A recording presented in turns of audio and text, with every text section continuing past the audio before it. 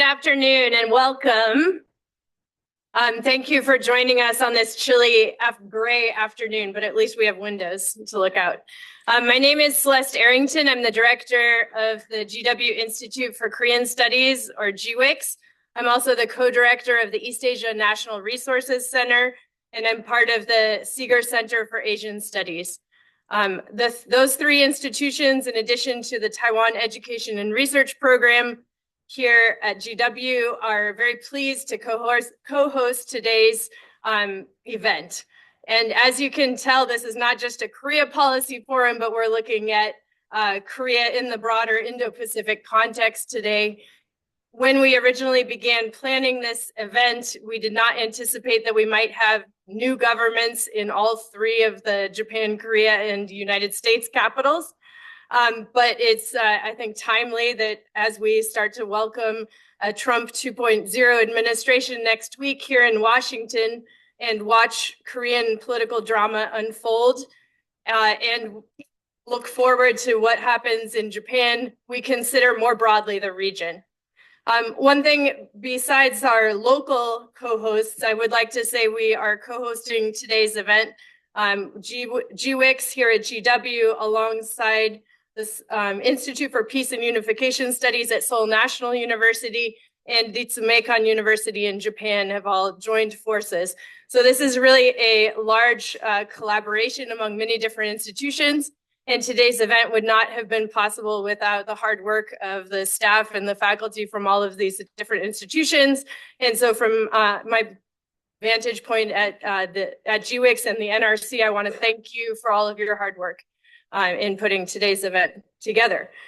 We have two panels. The first panel is going to look at grand strategy, and the second panel will take a look at some emerging issues.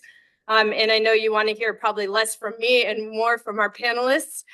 So let me just say that as we look at the opportunities and challenges ahead for the US policy and the Indo-Pacific, I think this is a really critical juncture, to use a political science term, in which there are many different ways forward. And considering the diverse perspectives that we have on this important region and the United States' role in interacting with this region today, I think you'll see from our panelists that we bring great insights and many different perspectives on the way forward.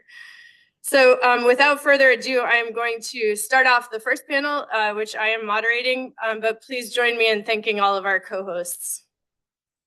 Our first panel today, is this microphone working? Good. Okay. Our first panel today includes 4 different experts from different parts of the region. And I'm going to introduce them each right before they speak.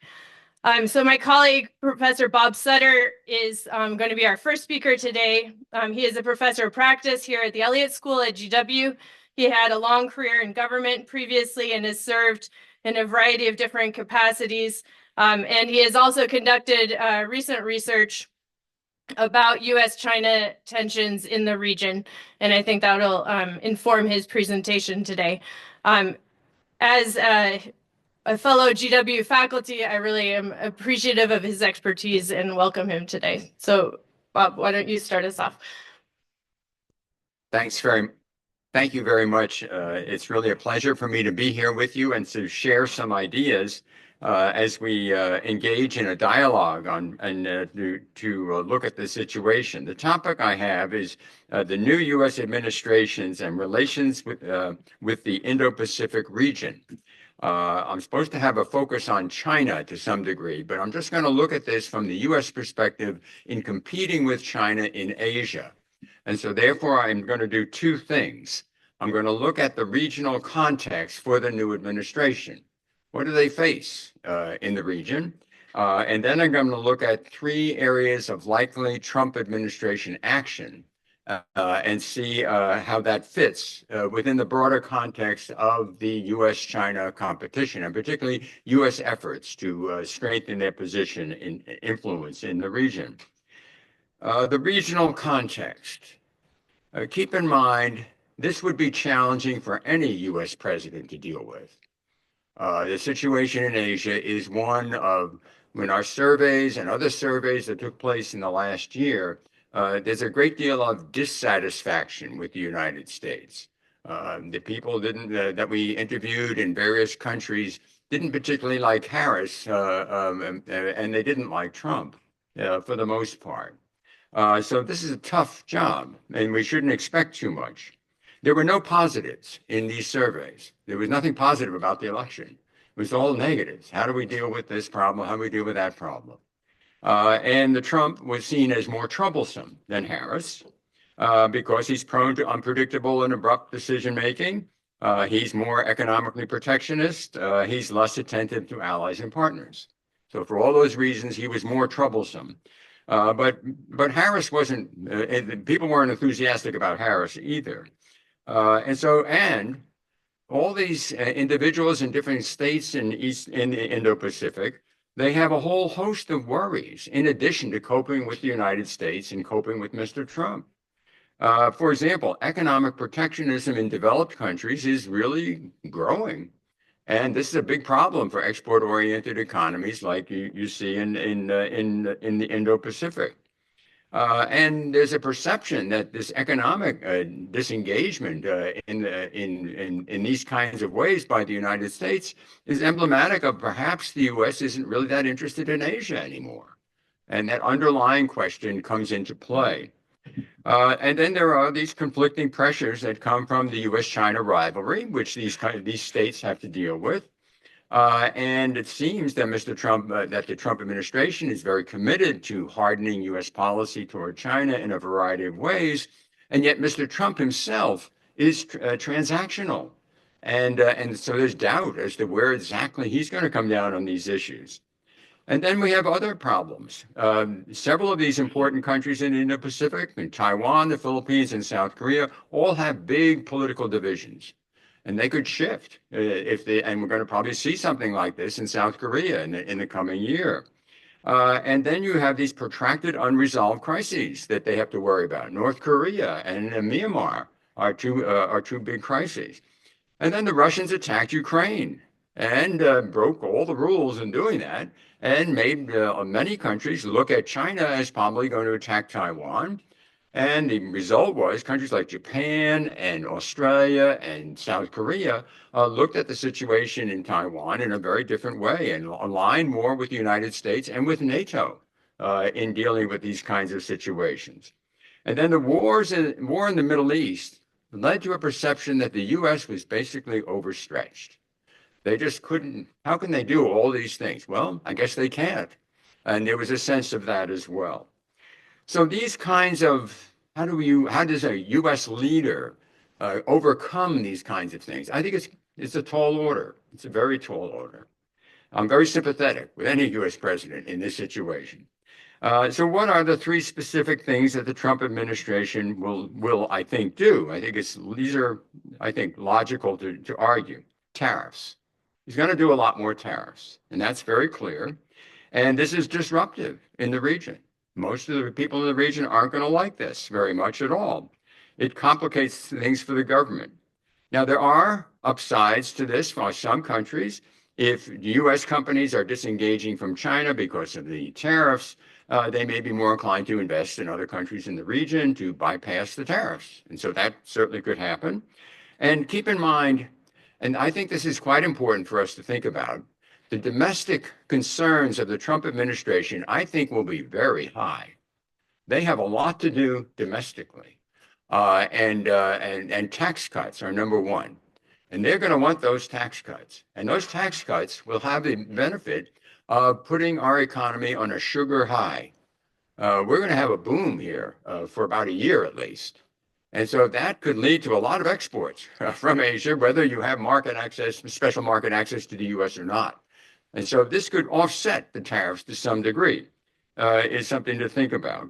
And then, okay, so then the second area is, of course, less positive attention, less close consultation with allies and partners, more demands on key allies and partners regarding trade balances, military preparedness, and burden sharing. That's what happened in the first term. I think that's going to happen in this term as well. One thing I think about is that maybe this won't get so much attention as it did in the past. There's a lot of other things that Mr. Trump has to think about. He may not get involved in this. But the regional implications of this are to alienate allies and partners, and reinforce the fact that U.S. is now economically protectionist, and leads to a situation where the disenchantment with the United States and a sense that the U.S. is not as committed to Asia as it once was. And believe me, the Chinese specialists that look at this issue say this is a very good thing. This is going to make it much easier for China to rise in Asia unfettered by an engaged America. And then you have the third area where Trump's senior appointments are all people, the vast majority are people who are very tough on China. They are going to be continuing this hardening policy to defend. It's very important to understand it from the Washington perspective. The United States is trying to protect itself. It sees itself under threat from China strategically, economically, and in governance. And is trying to, and they see all these challenges coming from China, and they're trying to counter them in various ways. So that exercise, I think, will continue with the Trump people. But then you have Mr. Trump. President Trump is transactional, and he's quite capable of he likes to make deals, and he's quite capable of making deals. And he's the only politician within 100 miles of here that says nice things about Xi Jinping. He's the only one. There isn't anyone else that does that. And so, but he does. And so what does he want? And so this is something he has seen as wanting a deal. And so this kind of deal is seen, there could be two types of deal. There could be many types, but I see two types. One is the trade deal, like he did in the first term. That would be not disruptive too much. But the other would be a grand bargain, which would involve Taiwan and other issues like that, which could be extremely destabilizing for Taiwan, but also for Japan and perhaps South Korea and others with a concern with the security situation in the region. And so the implications of this, I think, are quite serious. On the trade side, I think you can have a deal without it too serious. On the other side, I think that's very serious. And it's not only serious for countries in Asia, it's serious for bipartisan majorities in Congress. If you follow the congressional majorities, you'll see for 6 years, they have been vigilant in looking at these kinds of issues. China is a danger. They're the ones that keep at this. We've got to counter these challenges coming from China. And Xi Jinping is totally untrustworthy in this situation. And so if Mr. Trump tried this type of thing, you say, well, he controls the Republican Party, he'll do what he says. On this one, I don't think so. On this one, I think he'll meet resistance. I think he'll lose. And he doesn't like to lose. And so my point is, I don't think he'll do it, is my basic point. Okay, so my concluding observation is that President Trump's first term followed an erratic path in developing and executing competition with China in the Indo-Pacific and gave low priority in dealing with the regional concerns listed above. The overall result was decline in U.S. regional influence, with China emerging as the regional leader in economic, political, and security matters. The Biden administration was more consistent in competing with China and more attentive to regional concerns, and U.S. influence in the region grew relative to China. The above noted things that I've just talked about suggest that Asian leaders and the future of the Trump policy suggests that decline in U.S. regional influence will resume amid a complicated mix of factors negatively impacting regional prosperity and stability. Thank you.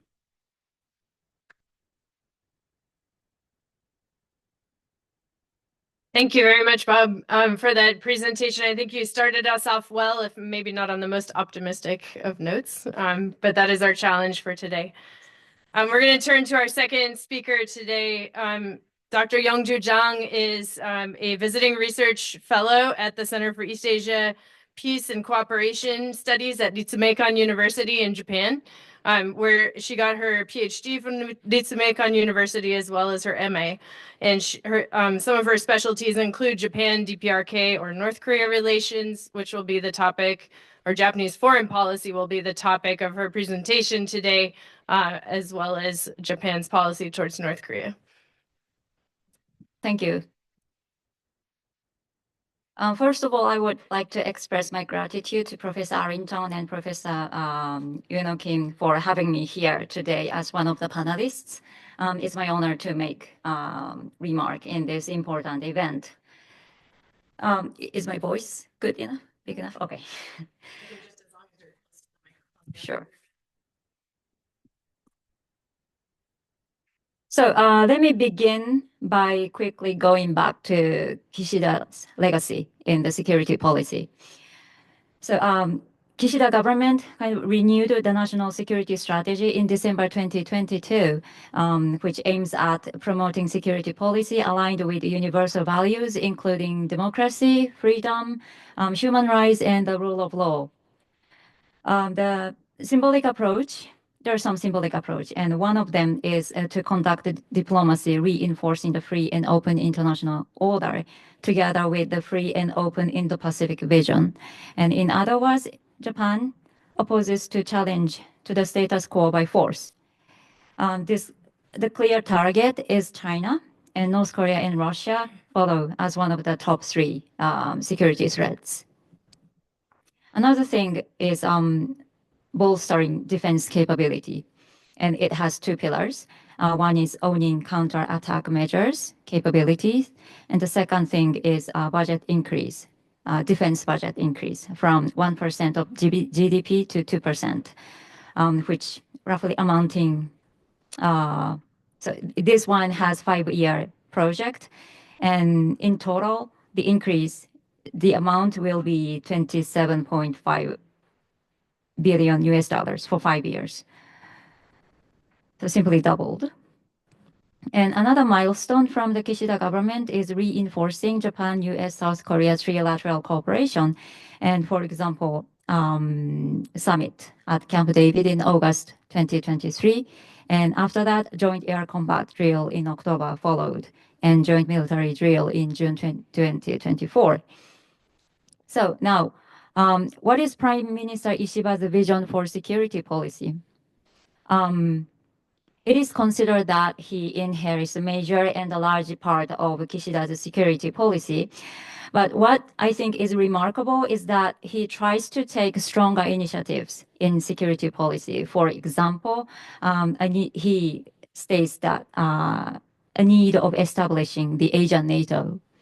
By metaphoring Ukraine-Russia war to a possible Taiwan-China conflict, he argues that a war of Taiwan-China is more likely to occur since there is no collective defense framework in East Asia, like NATO in Europe.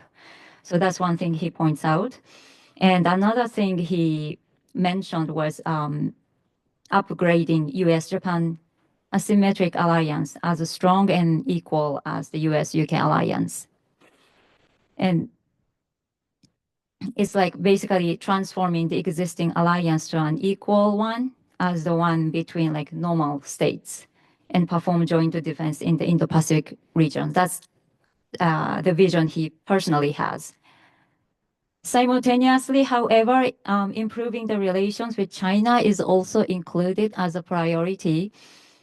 And lastly, Ishiba's government tried to bolster diplomatic cooperation with South Korea, including the security division, considering the current security landscape. This year, Japan and South Korea is going to have the 60th anniversary of diplomatic normalization. So this is, in a way, right timing to the government to reinforce the alliance. And let me quickly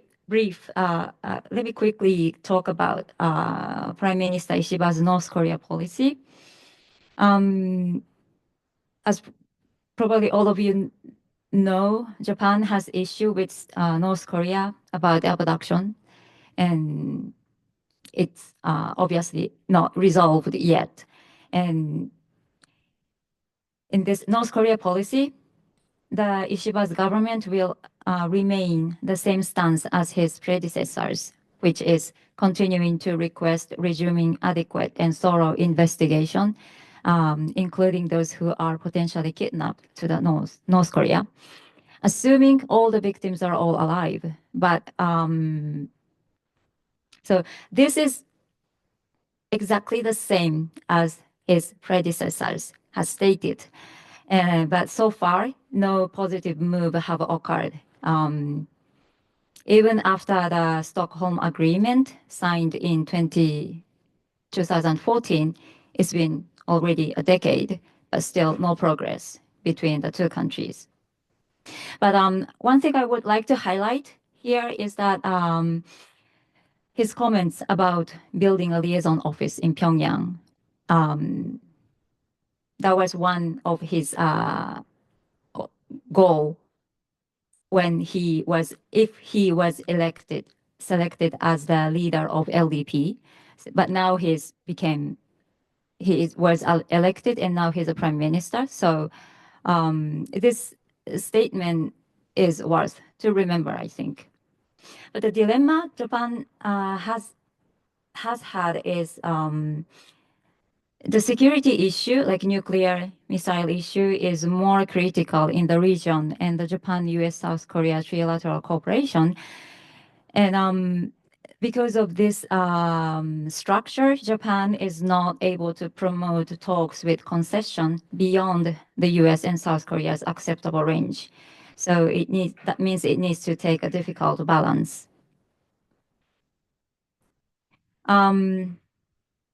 As my concluding remark, let me mention about the reality. Considering all these things that I have mentioned, the reality and obstacles under the coalition government is that, so the Kishiba's LDP, under this coalition government, so Ishiba's LDP marked a significant loss in the most recent House of Representative election in October 2024. And so having said that, unlike domestic issues, about external issues like including security issue, my view is that although Prime Minister Ishiba faces challenging circumstances under this coalition government, conduct of security policy is likely to remain relatively stable as Kishida's administration. And the obstacles or the uncertainty rather lie on the external factors, including and particularly the Trump administration's foreign policy and South Korea's martial law crisis and the directions of China's foreign policy. So how to take the balance among these critical factors is the key for a successful management of the Japan's security policy. Let me end here my remark. Thank you.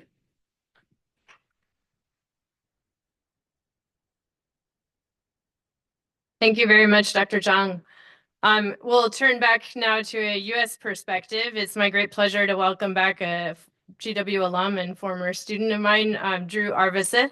He has been the director for the Korean Peninsula and Mongolia at the U.S. National Security Council for the last 2+ years.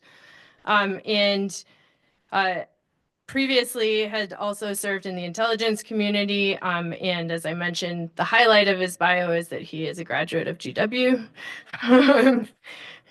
For all of you MA students out there, this is what you could pursue. But in addition, I would like to say that he is going to not necessarily address what the next administration is going to do, but rather what challenges or questions the next administration will face.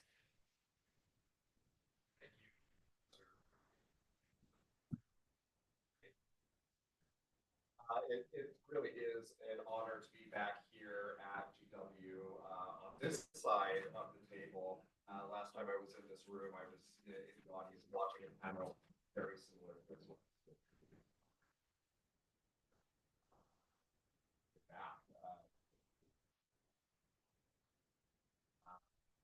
as a civil servant in the U.S. government, my intention today is to provide you with an understanding of, as Professor said, some of the opportunities and challenges that face the U.S. government as we consider our policy direction. We're a number of changes during the past 4 years that we have Russia, for example, and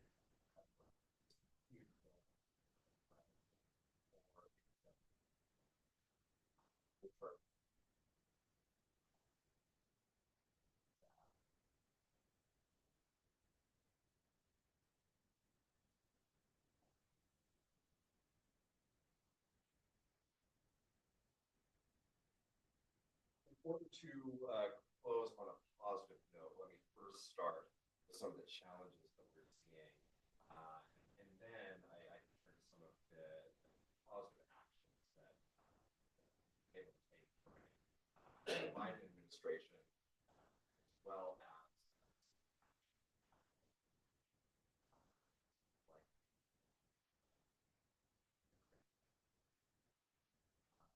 in terms of challenge. First and foremost, what are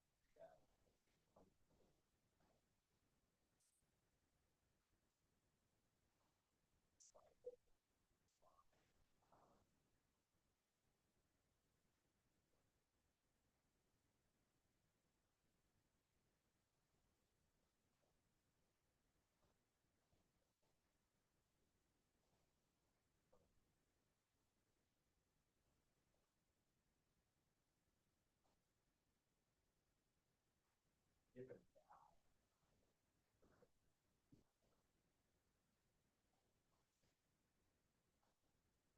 not only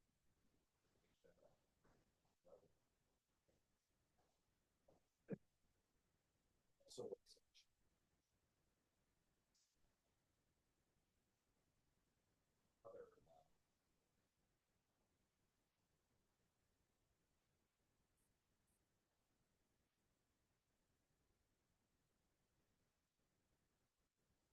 this is a conversation that we also need to have.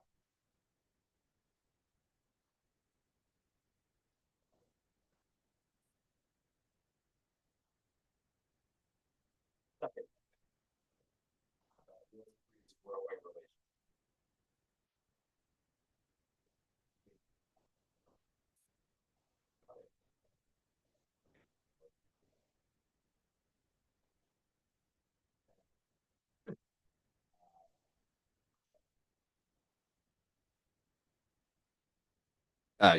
Ukrainian forces.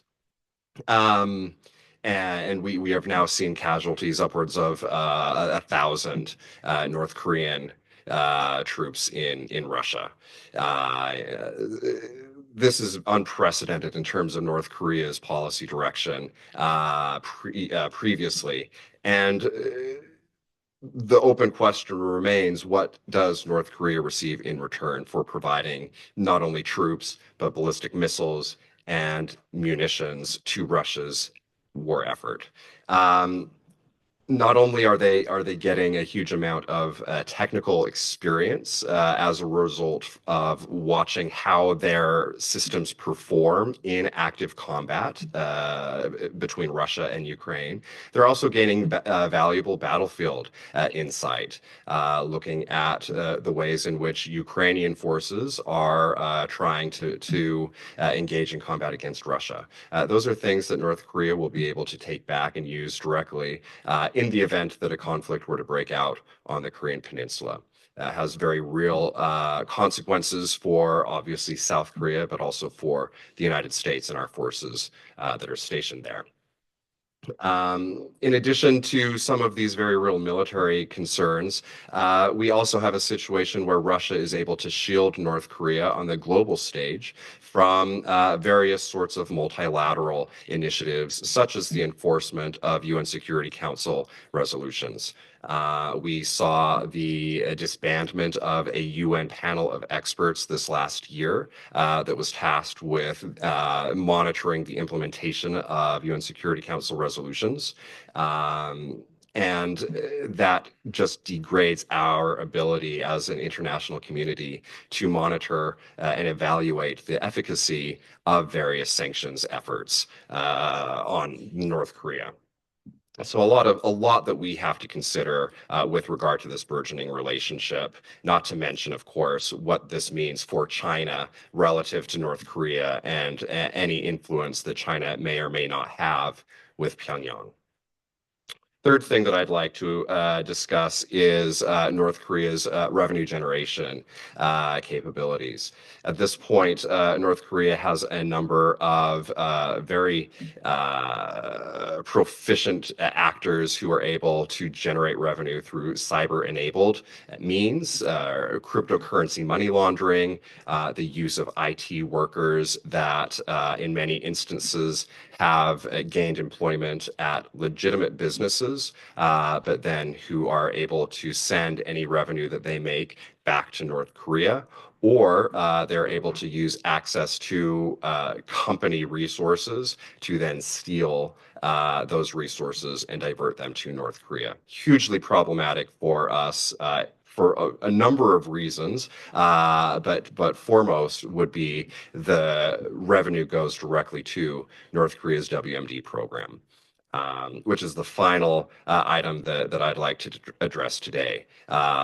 North Korea has continued to make advancements. We saw an SRBM launch earlier this week of a couple missiles into the waters between Korea and Japan. And this is just one of many actions North Korea has taken in order to continue advancing its weapons program.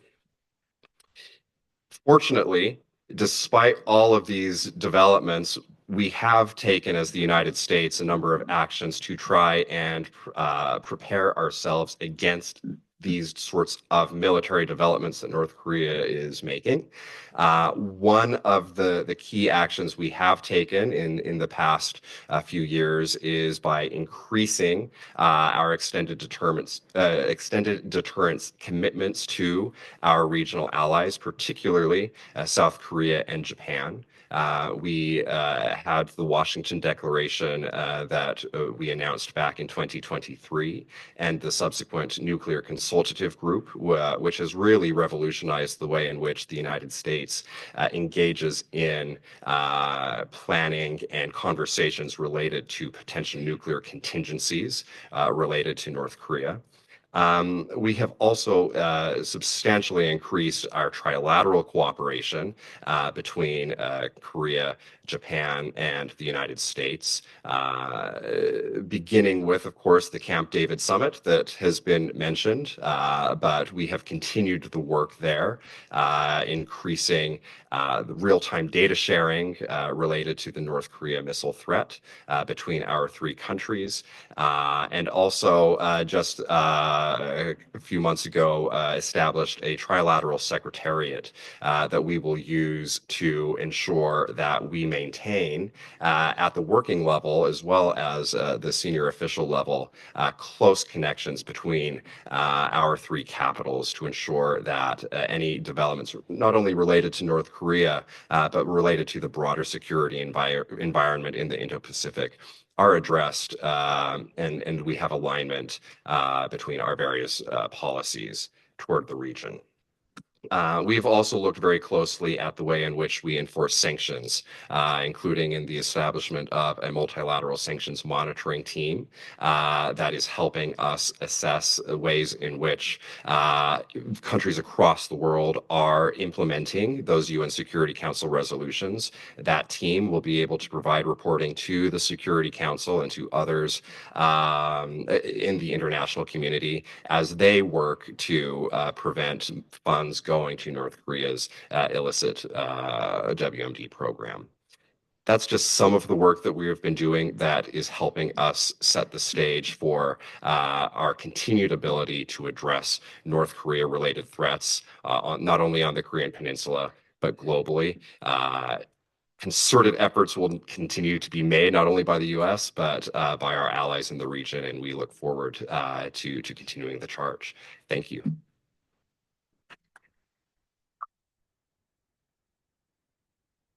Thank you very much, Drew. I will save my question, but I did forget to mention in introducing Drew that he was a core architect of the Camp David and Trilateral Summitry institutionalization that happened under the Biden administration. So we'll come back to that in my question for you. But last but not least, let me introduce Professor Kim Bom-soo, who is the head of the Institute for Peace and Unification Studies at Seoul National University. This institute has been a longtime partner of GWIKS, and I'm really grateful for that partnership. We have run a number of different events, and we also publish a US ROK policy brief since late last year, which you might want to check out on the GWIKS or Seoul National University website. So Professor Kim Bom-soo is in the Department of International Relations at Seoul National University, a political scientist. He earned his PhD from University of Chicago and has most recently also served as the dean for the College of Liberal Studies at Seoul National University. He has wide-ranging research interests, but the topic for his presentation today will focus on South Korea's foreign policy. So please join me in welcoming him. Thank you for introducing me. Yes, as Professor Sellington mentioned, I'm serving as a director for the Institute for Peace and Unification Study at Seoul National University. But my main expertise area is a political thought or the political theory. So my comments on foreign policy, Korea's foreign policy is superficial to some extent. Anyway, today I was asked to have a presentation on Korea's foreign policy and the U.S.-ROK alliance. For now, regarding this issue, maybe as many of you already know, I can say nothing is certain. So everything is uncertain under this situation. As many of you already know, in Korea, there was a martial law crisis, and in US, the Trump administration will start next week. So there are two uncertainties, both sides. So it is very, very difficult topics. But today I briefly mentioned President Yoon administration's foreign and security policy, and then I will examine briefly Trump administration key policy direction. And finally, on the basis of these, under the uncertain situation, I will examine some issues will happen in this year. And I think my presentation is have many overlap with Drew RSS presentation. So I appreciate your understanding. First, let me say President Yoon's foreign and security policy. As many of you already know, President Yoon, who was inaugurated as a president in two and a half years ago, and his slogan, one of his slogan was peace through strength. So he criticized previous Moon's administration's policy toward North Korea. He said that peace only can get through strength. Under this slogan, he emphasized ROK U.S. alliance. So one of his main policy is extended deterrence through the ROK U.S. alliance. On this way, as Drew Everson mentioned, yes, so the 2026, the Washington Declaration was adopted at the U.S. ROK Summit on April 26 on 2023. So in this Washington Declaration, both countries agreed to establish a nuclear consultative group and agreed to hold quarterly meetings. And they also agreed to have an expansion of regular deployment of U.S. strategic assets, including nuclear-powered ballistic missile submarines to the Korean Peninsula.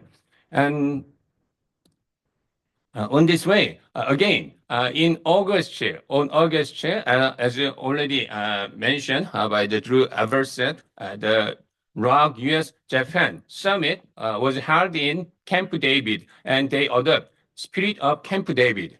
In this announcement, three president and leaders agreed. They said, we will strengthen strategic coordination between the ROG US and US-Japan alliance and elevate trilateral security cooperation to a new level. And they also mentioned that ROG US-Japan cooperation is for the entire Indo-Pacific regions. And additionally, as many of you already know, President Yoon's policy toward North Korea emphasized freedom and human rights. So the previous, the progressive Moon's administration emphasized the kind of sunshine policy, which means to have some dialogue with North Korea. But unlikely, in contrast, Yoon's policy toward North Korea emphasized freedom and human rights and try to oppress or try to suppress the North Korea. So in this line, last year, President Yoon Suk-yeol emphasized in his Independence Movement Day speech, saying that he said that the March 1st movement is fully realized only through reunification, where everyone enjoys freedom and prosperity, and state that expanding universal values such as freedom and human rights is the essence of reunification. So this speech was regarded as an announcer of the kind of aggressive policy toward North Korea. At the same time, the President Yoon also mentioned that expanding the last year, August 15 doctrine, he also announced the August 15 doctrine. In this doctrine, he said, emphasized the value of freedom and human rights again. And yes, so the free democratic unified state on the entire Korean peninsula is achieving conflict liberation. He emphasized this one. Anyway, the Yoon's policy will face the challenge if after the many experts thought that the Yoon's policy will have a challenge after the launch of the Trump administration. But for now, as you know, after the martial law crisis, all Yoon's policy was stopped, and we do not know what would happen in this year. Anyways, so the Trump administration key policy toward the Korean Peninsula, actually, the Drew Eversett mentioned many things, but as you know, on security side, Trump administration emphasized America First foreign and security policy and treating alliance as a deal and neglecting alliance. So last year, maybe many of you already know the Trump during the presidential election campaign, Donald Trump mentioned that renegotiation of the cost sharing for U.S. force in Korea is necessary. So these days, South Korea pay $1 billion US dollar annually for the cost of stationing U.S. troops. But last year, October 15, in the Chicago Economic Club interview, Donald Trump said that South Korea should pay $10 billion annually for the cost of stationing U.S. troops. So 10 times more. So, many Korean experts thought that after the launch of the Trump administration, maybe President Donald Trump would ask the increase of the cost for stationing U.S. troops in South Korea. And there is another possibility of improving North and U.S. relations through summit diplomacy. As many of you already remember, in 2018, Donald Trump met the North Korean leader Kim Jong-un in Singapore and in Hanoi and have many summit diplomacy. So it is expected that after the launch of the Trump administration, there is a possibility of lifting sanctions and improving North-U.S. relations in exchange for nuclear freezing and non-proliferation.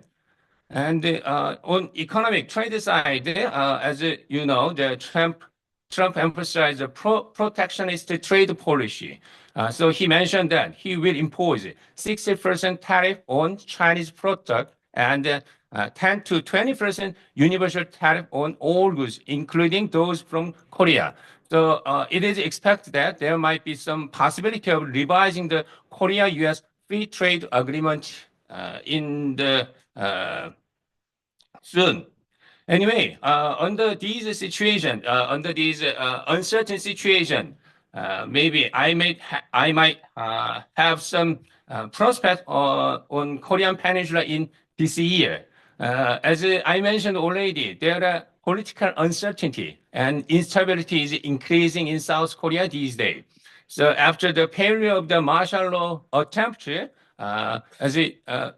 you may so in the news yesterday, President Yoon Suk-yeol was arrested yesterday, and now waiting for the arrest warrant. So if the arrest warrant was issued, then maybe he might be in prison, and he will be he should wait for the Constitutional Court decision. After the Constitutional Court approved his impeachment, then he will be impeached finally, and there might be the presidential election this year. Probably, we thought that presidential election will be held. If the situation is going as usual, then maybe presidential election will be held in May or June this year. So we do not know exactly what would happen in the spring or summer in Korea. Anyway, one thing is certain. There is nothing certain for now. Anyway, yes, the increased uncertainty. There are many uncertainty in inter-Korean relations or in North Korea. As Drew Eversey already mentioned, North Korea is involved in Russia-Ukraine war. But what would happen if the Russia-Ukraine war comes to an end? We do not know exactly when the Ukraine-Russia war comes to an end. But what will happen? What would happen to North Korean troops dispatched to Russia after the end of the Russia-Ukraine war? We should watch it. And as I mentioned, there might be some renegotiation of the U.S. troop cost sharing in South Korea. But we do not know exactly how much or to what extent should Korea pay. And Donald Trump mentioned many times, if there's no increase of the cost sharing, then there might be reduction of U.S. force in South Korea. So we do not know exactly what happened if the renegotiation of the U.S. troop cost sharing failed. And another possibility is the revival of the, as I mentioned, 2018 North Korea-U.S. summit. So as you know, many policy experts say that not this year, maybe this year, Donald Trump administration focused on the Ukraine war, but next year, probably summer or just before the midterm election, there might be some possibility of the dialogue with North Korea. I'm not sure, but many Korean experts say that Donald Trump's goal is to get the Nobel Peace Prize, having a negotiation with North Korea. So yeah, there's some possibility anyway. And finally, from North Korea side, as many of you know, North Korea will continue to have low-level provocation, maybe to have some to induce dialogue with the U.S. administration. So a couple of days ago, North Korea had a missile launch, and they will have some more missile launches. And but the of the nuclear test seems very low, I think. And anyway, there might be some ongoing tension and stalemate in inter-Korean relations. If President Yoon Suk-yeol's impeachment is confirmed, a presidential election may be held in the spring of 2025. And if the Progressive Party get the power, then there might be some change. There might be some change in inter-Korean relations, but we do not know yet. But the possibility of large-scale military conflict between the two Korea is seems very low, I think. Anyway, as a conclusion, I think managing stability in inter-Korean relation is very, very crucial for under these uncertain circumstances. So we should watch what would happen in Korea and what would happen in the US. Thank you for my listening.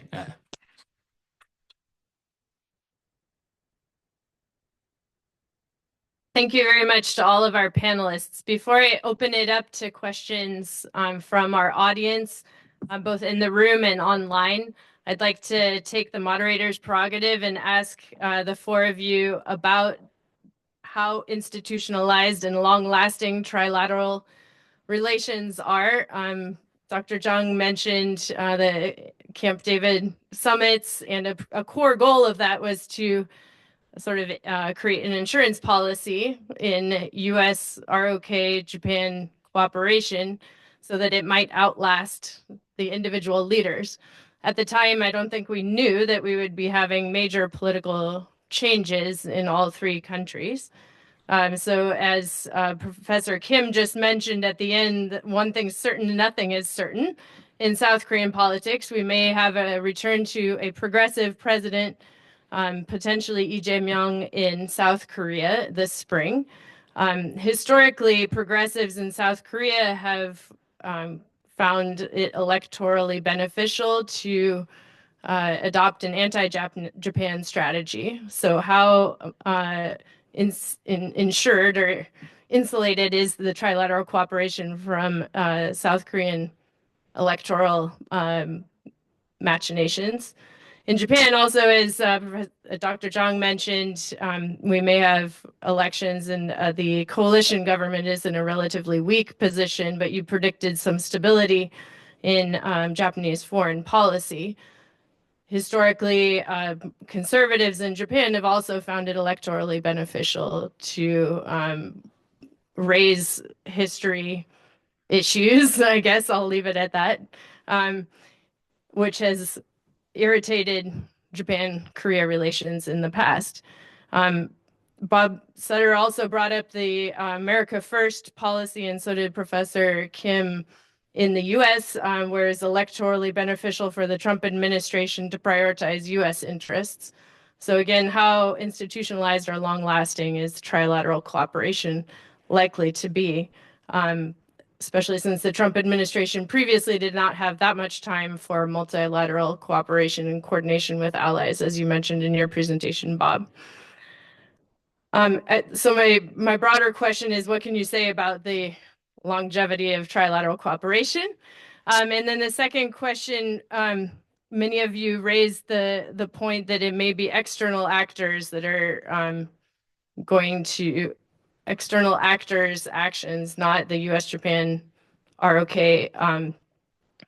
actors who are going to be determining the future. Are there potentially divergent goals or interests among Seoul, Washington, and Tokyo, say vis-a-vis China? And to what extent are those differences of opinion going to frustrate coordinated efforts to deal with the external actors' actions? So, Bob, do you want to start us off here? This is really complicated, isn't it? Wow, this is on the trilateral relationship. My sense is that it's really going to be up to the polities of Japan and South Korea to figure that one out, and particularly South Korea. I'm not sure what to say about America First and this type of thing in that regard, because I'm not sure how relevant it is in this situation. the America First movement, I think we have to keep it in context. It's not necessarily, it is focused on the United States more. But it's not always isolationist, and it's particularly not isolationist when it comes to competing with China.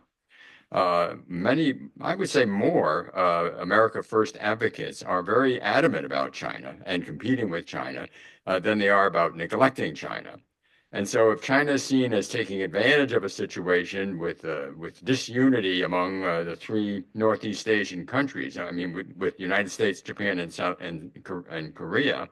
Korea, that would probably prompt them to be more supportive in one way or another. So putting that in context, I think, is important because most in Congress, most of the people that are America First are very concerned about building capacities to compete with China. And so they don't want to focus on Ukraine, they want to focus on China. So it's that kind of a situation. But external actors determining his future, I think it's really up to the people and the voters and the politicians in South Korea in particular to deal with this issue. I mean, they seem to have the initiative. Will they change? Will they weaken the situation? Will they try to exploit these differences of the past? That's certainly a big possibility, and it's up to them, it seems to me. Thank you. Dr. John, do you want to comment? Sure. Japanese politics. Thank you for raising this. These are, like Professor Satter mentioned, it's very complicated and hard to answer. About Japan, so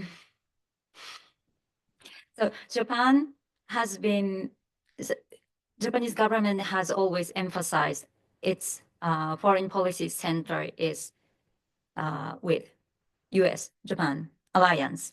So this is always the center, as I said, and this trilateral cooperation is second importance, I would say, in terms of Japan's foreign policy.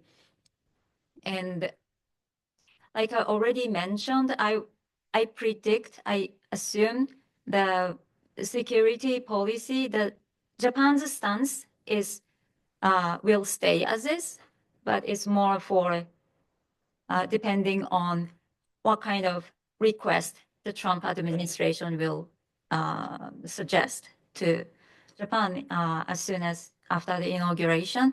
Because what happened was, of course, all of you might know, but that was request of increase the expense for the U.S. base, military base.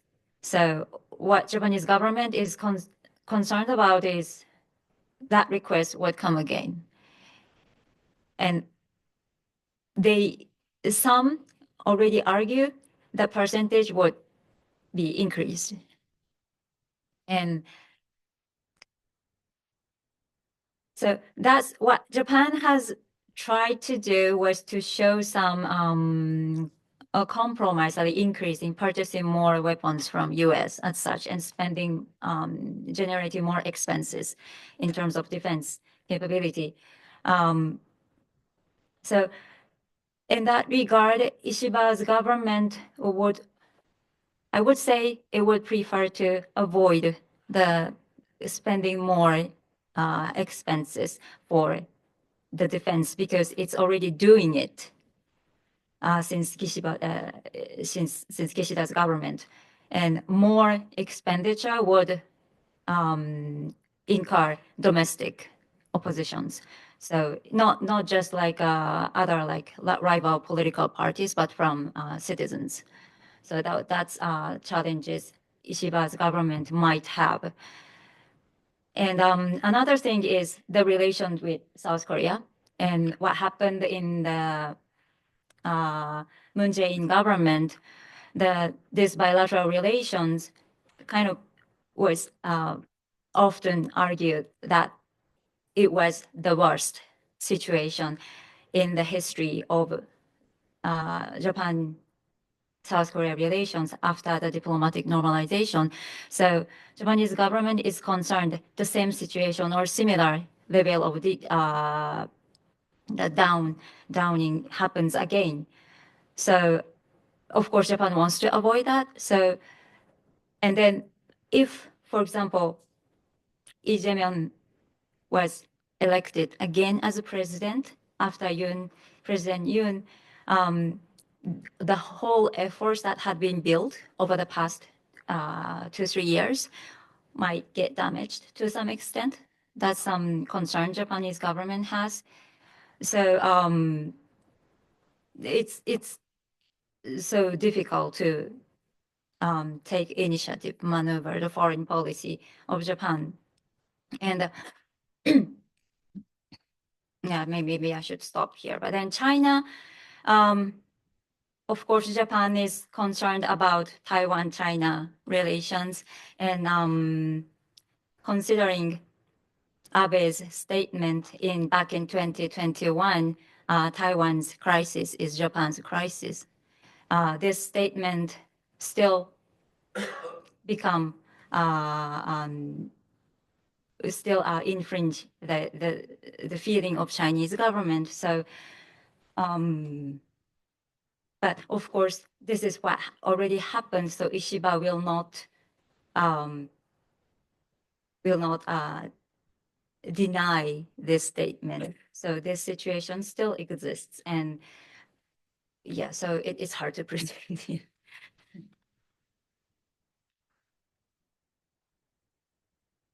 I very much appreciate the question, since it's certainly the one that I ask myself on a daily basis. I want to start by perhaps offering an alternative to the assertion that nothing is certain, and offer a slight adjustment that while much is in fact uncertain, of a few things we can be sure. And what I will say with regard to trilateral cooperation between the United States, South Korea, and Japan is that we took a very deliberate approach to not only the Camp David summit, but to every trilateral interaction since then, to really institutionalize cooperation, not only at the leader level between our three countries, but within each and every one of our ministries. I'll give you a few examples today, but there are many, many more that I can't mention for lack of time. First, we agreed that we have a commitment to consult between our three countries on any shared security challenge. And we have used that a number of times in the past couple years to discuss a number of sensitive issues, to include, of course, the North Korea-Russia situation, as well as North Korean provocations and missile tests, for example. We have done a trilateral defense ministerial between our respective chiefs of defense, which has been really a valuable forum whereby we have discussed the ways in which we will engage in combined trilateral exercises, such that we can improve our shared security and our ability to respond to various scenarios in the Indo-Pacific region. That is something that has been long in the works, and we have buy-in from our respective defense ministries in all three countries, which is truly remarkable progress.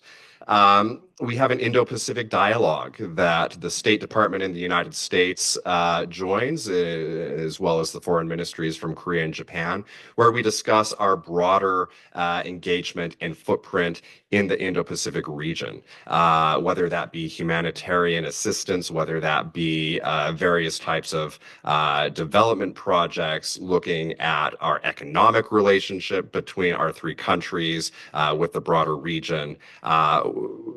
We run the gambit in those discussions. That's something, again, where there's full buy-in at all levels of the foreign ministry apparatus. We have trilateral cooperation on North Korean cyber efforts and the actions that our three countries need to take between between ourselves in terms of combating North Korean ability to generate revenue, but also engaging countries across the globe to discuss the severity of the issue and help them gain the insights they need to combat North Korean cyber activities in their own countries. Again, something that never would have been possible a few years ago when considering this trilateral relationship. Similarly, we're doing things like that in the sanctions space, looking at ways in which we can align our own autonomous sanctions against North Korea to ensure that we have a consistent policy approach across the three countries. I'll stop there in terms of things that we have done in the past couple of years alone to advance this trilateral relationship. That is a lot to undo by any one of the incoming leaders of our three countries. And that's really the focus that we have had, is looking at ways to build institutions, to build engagement at so many different levels that we have a lattice work of cooperation between the three countries, where in order to get rid of that, or if there were pressures by the public in any one of the three countries, it would require peeling back each one of those pillars, which fortunately, I think for all of us would take a pretty substantial amount of work. So the baseline for trilateral cooperation has been moved up. While there may be ups and downs along the road moving forward, I don't think that we are in a place where we will go back to what we have seen in previous iterations of trilateral cooperation. Thank you. Kim Bong-soo, do you want to add anything here? Yes, regarding the trilateral cooperation, basically I agree with Drew Albertche. Said personally, I think even though the progressive presidential candidate Lee Jae-myung won the election, that after that, I think the trilateral cooperation will continue. Even though there might be some challenges in the U.S.-Korea relation or between the U.S.-Japan relation. There might be many challenges, but despite the challenges, trilateral cooperation is very, very important, even for the progressive blocks in South Korea. So personally, it's my personal opinion, but I'm sure and I wish the trilateral cooperation will continue. So as Mr. Drew Evers mentioned many times, there are many institutionalized institution for trilateral cooperation. So yes, after the change of the regime, after regime change in South Korea in this year, I'm very sure the progressive bloc will try to maintain the trilateral cooperation. But levels of cooperation might be different. Levels of cooperation might be lower compared with the previous administration, but basically, trilateral cooperation will continue. Thank you. I'm going to open it up now to questions. Thank you for your patience from the audience. We have an audience online as well, so if you could type your questions into the Q&A box online. Let me ask that you identify yourself when you ask your question and keep your question brief. And if you want to address it to any one of our four speakers, please specify that. Okay, so I'll start taking questions now in the back. Can everyone hear me? Okay, my name is Mark. I am a journalist from United Daily News, based in Taiwan. So obviously my first question would be, how would Taiwan play into the grand strategy of Indo-Pacific? And how would this role translate into the upcoming administration when Trump had hinted that Taiwan need to pay up and increase military expense tremendously? Thank you. Do you want to take this? Yeah, so I tried to indicate this is a possibility. of a deal between Mr. Trump and Xi Jinping that would involve Taiwan. And I think this is not likely to happen if I had to make a prediction today. I don't think it's too extreme, unless it was something that I don't know how it could be workable in this sense. I mean, the whole idea of doing this sort of thing would have to show very clearly how Taiwan's security would be sustained. The bipartisan majorities in Congress are very clear about this.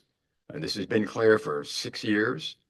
And so if this were to jeopardize Taiwan's security, I think that would be a very serious problem for any president in the United States. And so on this one, therefore, I don't think this is going to happen on that basis. So I guess I'm making a risky prediction since Mr. Trump is very unpredictable. But this one I think is too difficult to do at this point. Maybe later on, but at this point, I just don't. I can understand because the consequences are very large, and I think that would be the priority of supporting Taiwan. It has never been higher since the 50s. The U.S. support for Taiwan is in Congress and so forth is just extraordinary. And so if that were in jeopardy in some way, I think you'd get a lot of pushback. Thank you. Dr. Zhang, did you want to add anything from the Japanese perspective on Taiwan, or should we go to another question? You already mentioned that the Kishida's comment that a Taiwan contingency is a Japan contingency. Okay, next question, please. In the back. Yes. Hello. My name is Ju Hyung-ho, working as a correspondent to Washington, D.C. from Seoul, based in Seoul, Korea. And I understand this event is off the record, so I'd like to ask Arbasas, Mr. Arbasas. Yeah. So basically, the NCG is fundamentally a cooperation framework between South Korea and the United States. However, policymakers seem to have left room for the possibility of Japan's participation in the future in NCG. So after this political turmoil in South Korea, with the potential for a change in administration in South Korea and political changes into other countries, it might be challenging for South Korea and Japan to be part of the nuclear consultation group together with its historical animosities. So do you think that is trilateral cooperation the ultimate goal, even in nuclear collaboration? Thank you for the question. I would say on NCG, it remains a bilateral group for the United States and Korea to discuss various potential nuclear contingencies. With Japan, the United States has a number of separate bilateral dialogues whereby we can discuss all manner of potential threats, including the extended deterrence dialogue between the U.S. and Japan. These remain very important, distinct bilateral groupings that I anticipate will continue, and that is very much our goal and objective, is to ensure that we maintain those robust groupings. Now, that being said, is there need for trilateral defense cooperation, for trilateral discussions on all manner of potential contingencies to include nuclear use in the region? Absolutely. And will we pursue those kinds of discussions with our allies in the region? Yes, we certainly will. Thank you. I'm going to turn now to a question from online, and I guess if I could ask for U.S., South Korean, and Japanese perspectives on this question. What are the prospects for cooperation with ASEAN area countries? Anybody want to take this question on?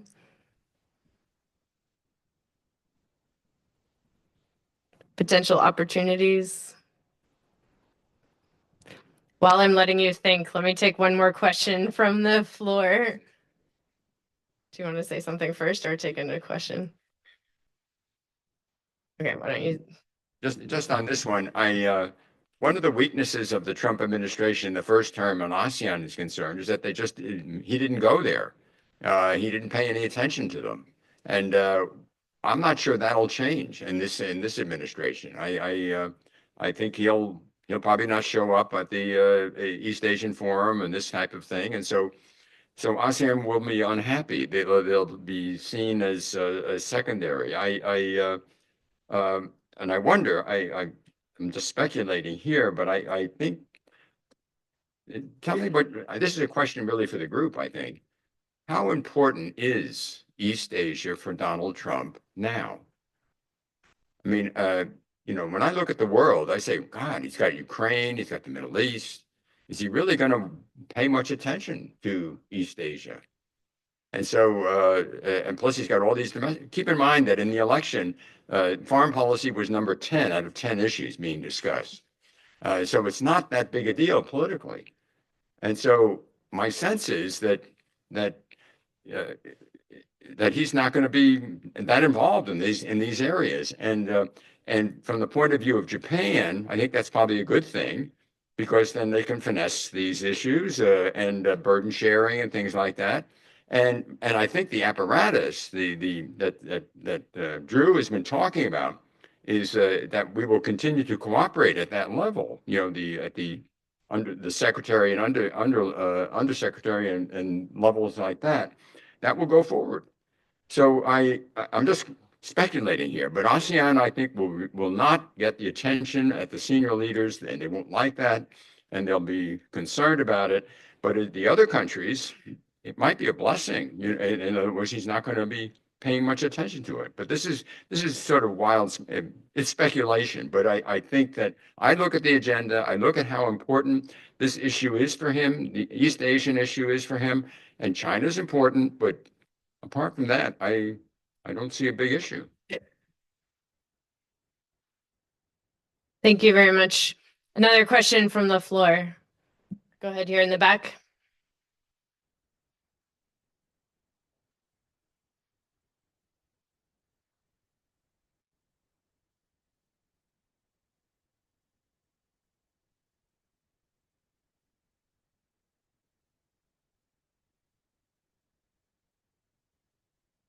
We did, just for the record, we did try to get an India expert on this panel, but that's why there's only 4 of us up here today. Oh, sorry. And if you don't mind identifying yourself. Thank you. I'm Jessica Baker. I'm an analyst at Cision. And my question was along those same lines. Can you comment on the possibility or even current collaboration and cooperation with between the trilateral countries and India in the Indo-Pacific? Any comments on Japan-India cooperation or South Korea-India cooperation? Yeah, South Korea is a little busy. How about Japan? Japan already has framework like Quad. So this is going continue to be very important framework for Japan in terms of security policy.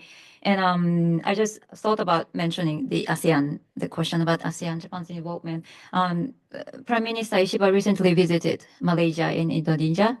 And Malaysia, and so far this diplomatic approach was positively evaluated, like in Japan domestic. And because ASEAN country has quite lots of impact from China, including sea lane, etc., etc. So Japan wants to maintain its presence in ASEAN countries. So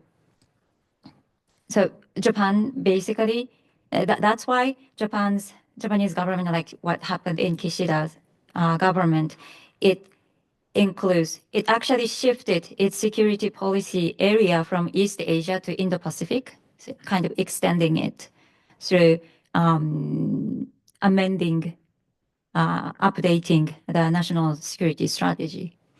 Yeah, that's something I want to mention. And I would just add that I think that the coming years provide a number of opportunities for us to look at creative ways to bring Korea into a lot of the existing cooperation that the United States has through the Quad with Japan and Australia and India, as well as potentially through this trilateral grouping with Korea and Japan. Thank you. I'll turn now to another question. Yes, sir.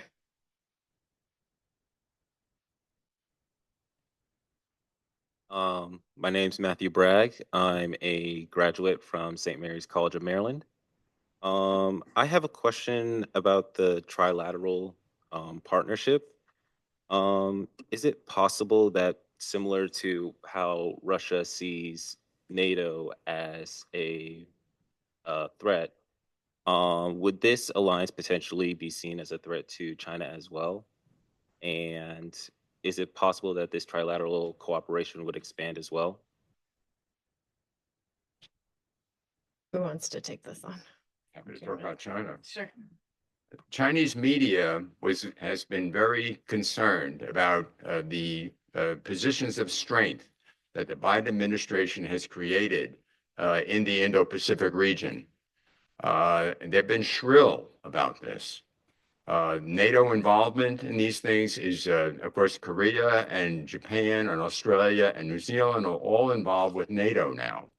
And so the upshot of all this is that you have to say, at least from a media point of view, they take this very seriously. They see this as strategic encirclement.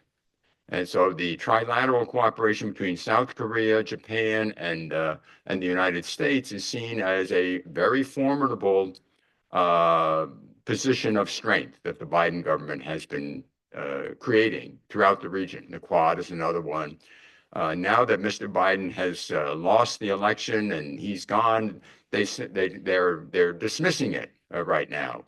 But at the time, they were quite concerned about this, and that's in the 2022, 2023.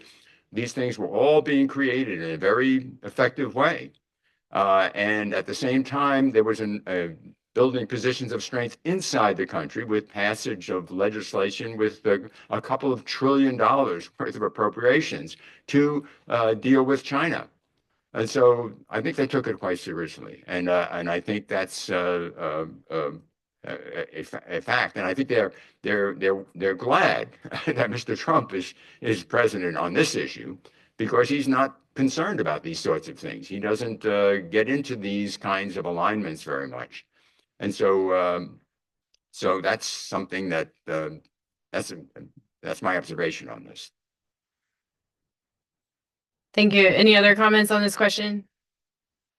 I'll jump in on this one as well. I think one of the key things that we should consider is that the United States, South Korea, and Japan are stronger standing together in the Indo-Pacific. And that is one of the key things that we have focused on with this trilateral grouping. Now, does that cause concern for partners that might view the United States, or countries, I should say, that might view the United States as an adversary?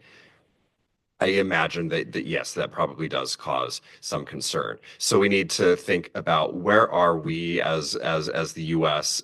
Positioning ourselves? Is that something that is putting us on a trajectory where we achieve peace through strength, as President Yoon has espoused as is his own personal slogan, and is that the way in which some of these other countries in the region are viewing the actions that the three countries are taking?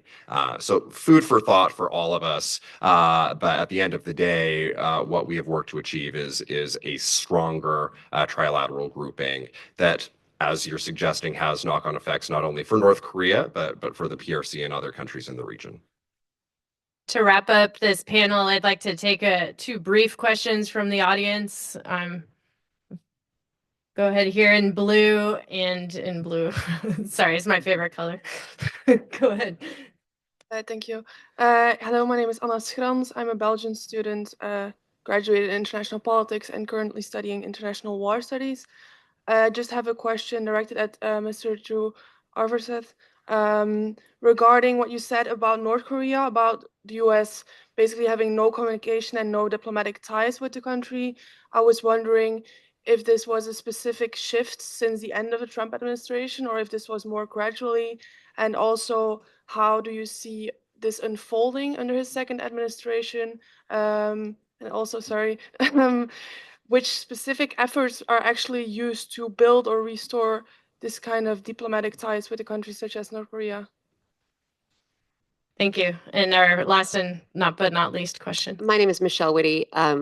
This is, well, primarily for Mr. Arveseth, but there's been a lot of talk of institutionalizing different processes and agreements in this room and elsewhere. Sometimes it is very explicitly about Trump-proofing agreements and processes. And Mr. Arveseth mentioned institutionalizing processes such that public pressure from Japan, South Korea, the United States, that they could withstand this public pressure. So I wonder, as a member of the public, how should we feel about our ability to influence foreign policy electorally? I guess, Drew, you get the last word on this panel. Right. And I appreciate that question because that was actually the topic of my master's thesis here at GW of all places. So I will come back to you. But first, let me turn to the question on diplomacy with North Korea.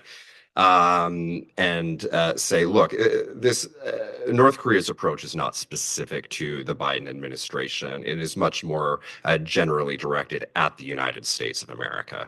So while there is certainly an opportunity for our incoming team and the Trump administration to re-engage North Korea, and we will, of course, be looking very closely at what that means, I do not think that we are in a position to expect that North Korea is going to fundamentally shift its views on things like denuclearization, shift its views on the way in which it engages with the international community, shift the way in which it's reaching out to Russia, or the way in which it is procuring materials for its WMD programs. So we need to consider all of those aspects when we think about diplomacy with North Korea, because as much as we may reach out through our diplomatic channels, through whatever channels we have at our disposal, whether that be directly from the United States or with our partners, North Korea is on the other side of the phone. And they always have the option of just not picking up. And that's where we're at. Now, with regard to my comments on being resilient with respect to public opinion in our three countries, let me qualify that by also saying that sometimes there are divergent views within the public that need to be considered. It's certainly something that the policymakers look at very closely on a day-to-day basis. And at the end of the day, when you're in national security, ultimately the final word is what is going to be in the best interest for the security of whether it be the United States, the Republic of Korea, or Japan. And that really is the overarching goal for civil servants in national security. So that needs to be considered. Now, does the public have ability to weigh in on these national security decisions? Absolutely. And I think that we're increasingly seeing that not only here in the US, but also in Korea and Japan.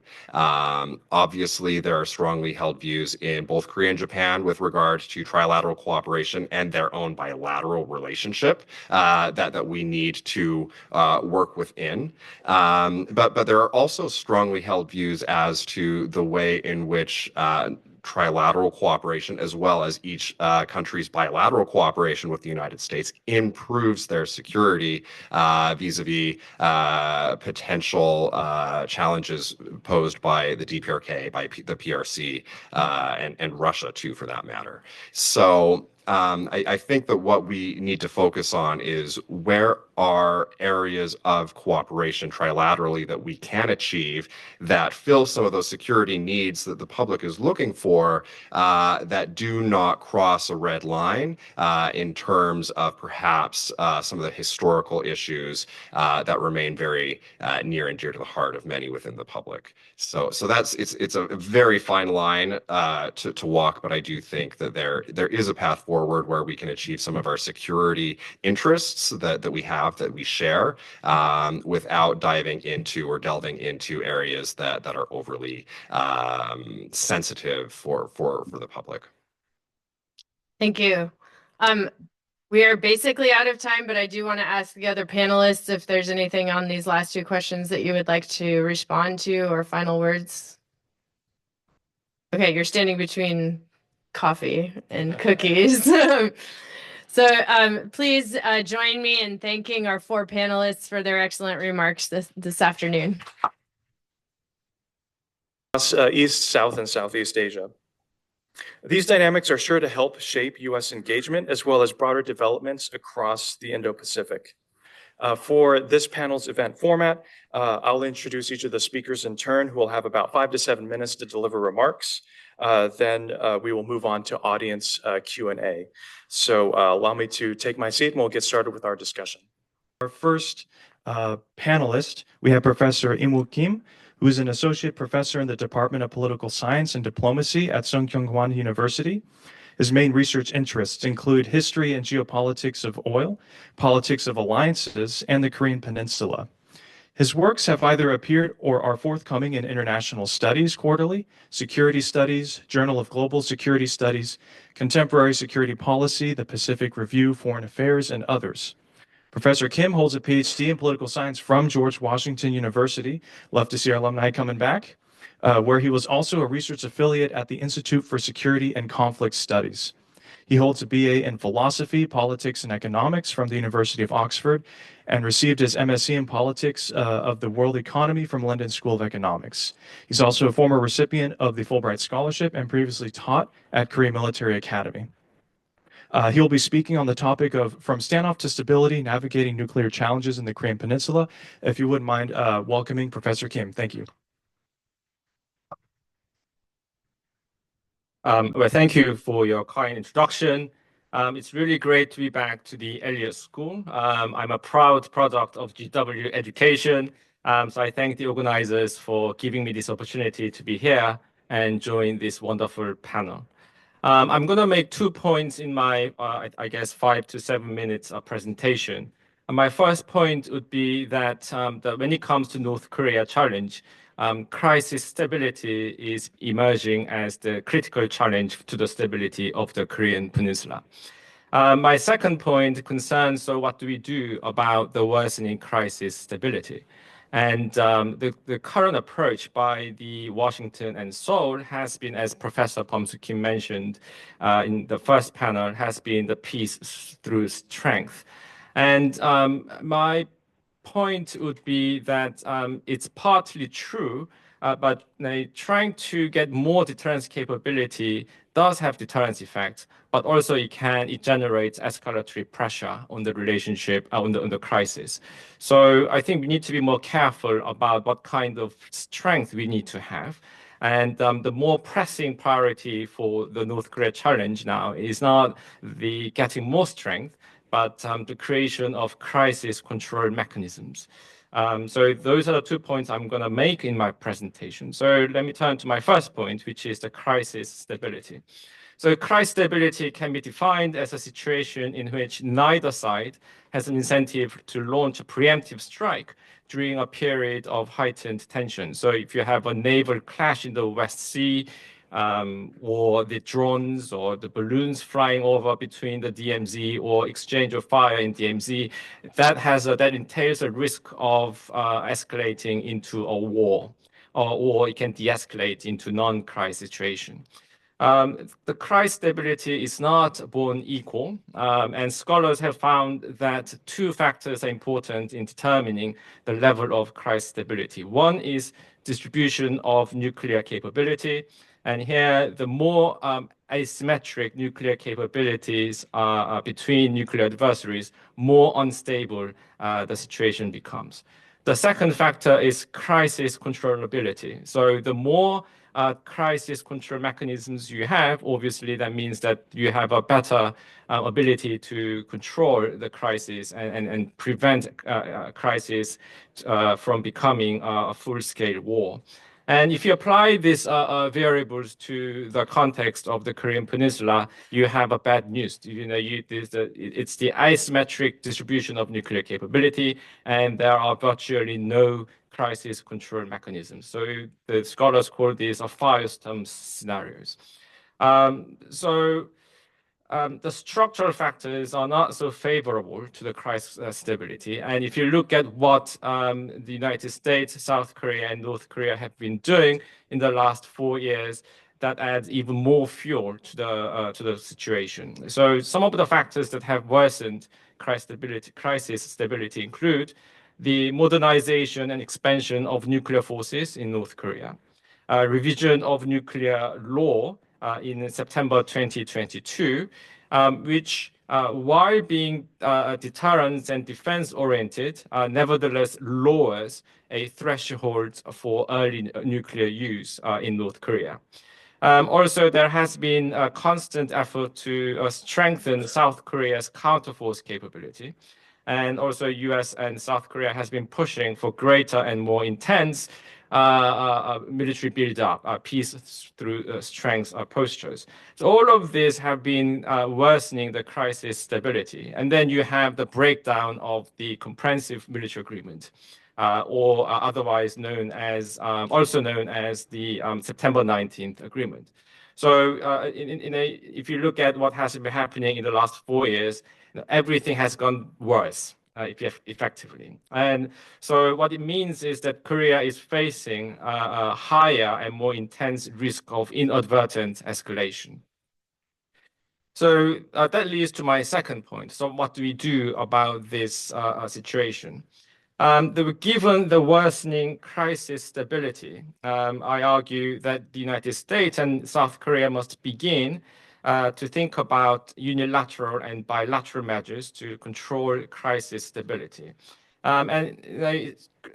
If we have the crisis control mechanisms, South Korea, United States will not be the first to do it because crisis control mechanisms have widespread presence between nuclear adversaries around the globe and have proven to be valuable source for communication between adversaries, valuable source to reduce anxiety and fear during military crisis, and reduce uncertainty that can cause inadvertent escalation. So the examples of crisis control mechanisms working would include the war in Ukraine. So if you look at the war in Ukraine, it has not escalated into nuclear war, despite Russia being the nuclear state and United States being the nuclear state.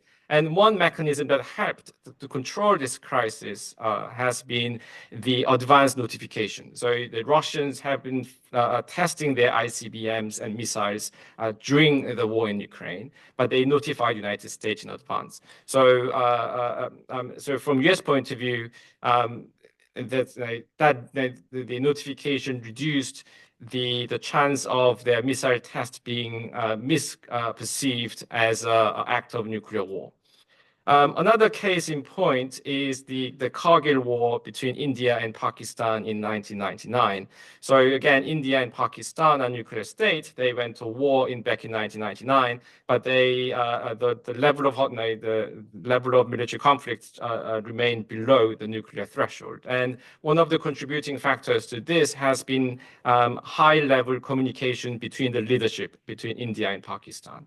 So these are the examples of crisis control mechanisms we have, and I hope that that's a lesson that Seoul and Washington must take when it comes to their ability to control the crisis. They must recognize that there's no guarantee that crisis will not escalate, but you have to put in a lot of effort to control them. And it means that they need to be thinking about how to formulate a strategy to get North Korea into crisis control mechanisms. To be fair, Washington has been talking about this since last year. They mentioned interim agreement for risk reduction measures, but that was not received favorably in Seoul. The Seoul thought this would have an effect of recognizing North Korea's nuclear program. So it met with strong resistance in Seoul. I think this is misguided, and yet it shows how much opposition there is and political obstacles there are when it comes to introducing crisis control mechanisms. So some of the examples, some of the things we know we can do would include the hotline creation, notification measures, coming to agreeing on to code of conduct during crisis, or even unilateral declaration about the willingness to negotiate. I'm going to end. I'm not naive about the political challenges to make these measures happen. Again, the oppositions are everywhere. North Korea, as Drew mentioned in the first panel, has not been responsive to Washington's outreach for the last 4 years. But I think theory and history of nuclear weapons are quite clear that in the relationship between nuclear adversaries, you do not only need deterrence capability, but also you need the willingness to talk, communicate, and coordinate to serve the shared interest of avoiding unnecessary, unintended, inadvertent war involving nuclear weapons. So crisis control mechanisms is not pro-North Korea policy. This is a pro-stability policy. And I hope that this gets more attention among Seoul and Washington. All right, stop it here. Thank you so much, Professor Kim, for your opening remarks. Next, we have Ilaria Mazzocco, Deputy Director and Senior Fellow with the Trustee Chair in Chinese Business and Economics at the Center for Strategic and International Studies, and part of the Public Intellectuals Program with the National Committee on U.S.-China Relations. She has over a decade of experience researching industrial policy, Chinese climate policy, and the intersection between the energy transition and economic and national security. Prior to joining CSIS, she led research on Chinese climate and energy policy for Macro Polo, the Paulson Institute's think tank. She holds a PhD from the Johns Hopkins School of Advanced International Studies, where her dissertation investigated Chinese industrial policy. She holds a master's degree from Johns Hopkins SAIS and Central European University, as well as a bachelor's degree from Bard College. She speaks Chinese and Italian, and she'll be speaking on opportunities and challenges that lie ahead for U.S.-China relations under Trump 2.0, especially regarding economics, trade, climate, and energy security. Thank you for talking. Well, thank you so much for having me, despite being a SAIS graduate and not a GW graduate, but it is an honor to be here, and it's always fun to actually talk to a live audience, which since COVID has become more of a rarity. So I think I'm going to be talking a little bit about what the emerging challenges that the Trump administration will be facing. I think there's a lot of question marks, and I think that's something that we should probably be keeping in mind. But I think when we're looking at this, it's clear that there's some challenges that are going to be inherited from the Biden administration. In some cases, these are challenges or situations or policies that haven't been inherited by the Biden administration from the Trump 1 administration and even from the Obama administration, especially when it comes to some of the economic security issues. But others are evolving challenges that really have more to do with the changing environment globally, China's own posturing and trends internationally, and also, Trump administration's policies itself. So I think there's 4 broad buckets. We have sort of economic and trade policy challenges. We have others that fall under what I would call economic security or tech competition challenges. Others have more to do with global governance, as I would define it. And finally, more in the security realm, which I will be talking less about because I think we have far more expertise here in the room relative to mine. But I think one thing to keep in mind is that the security environment and national security concerns are increasingly shaping all the other emerging areas of concern. concern.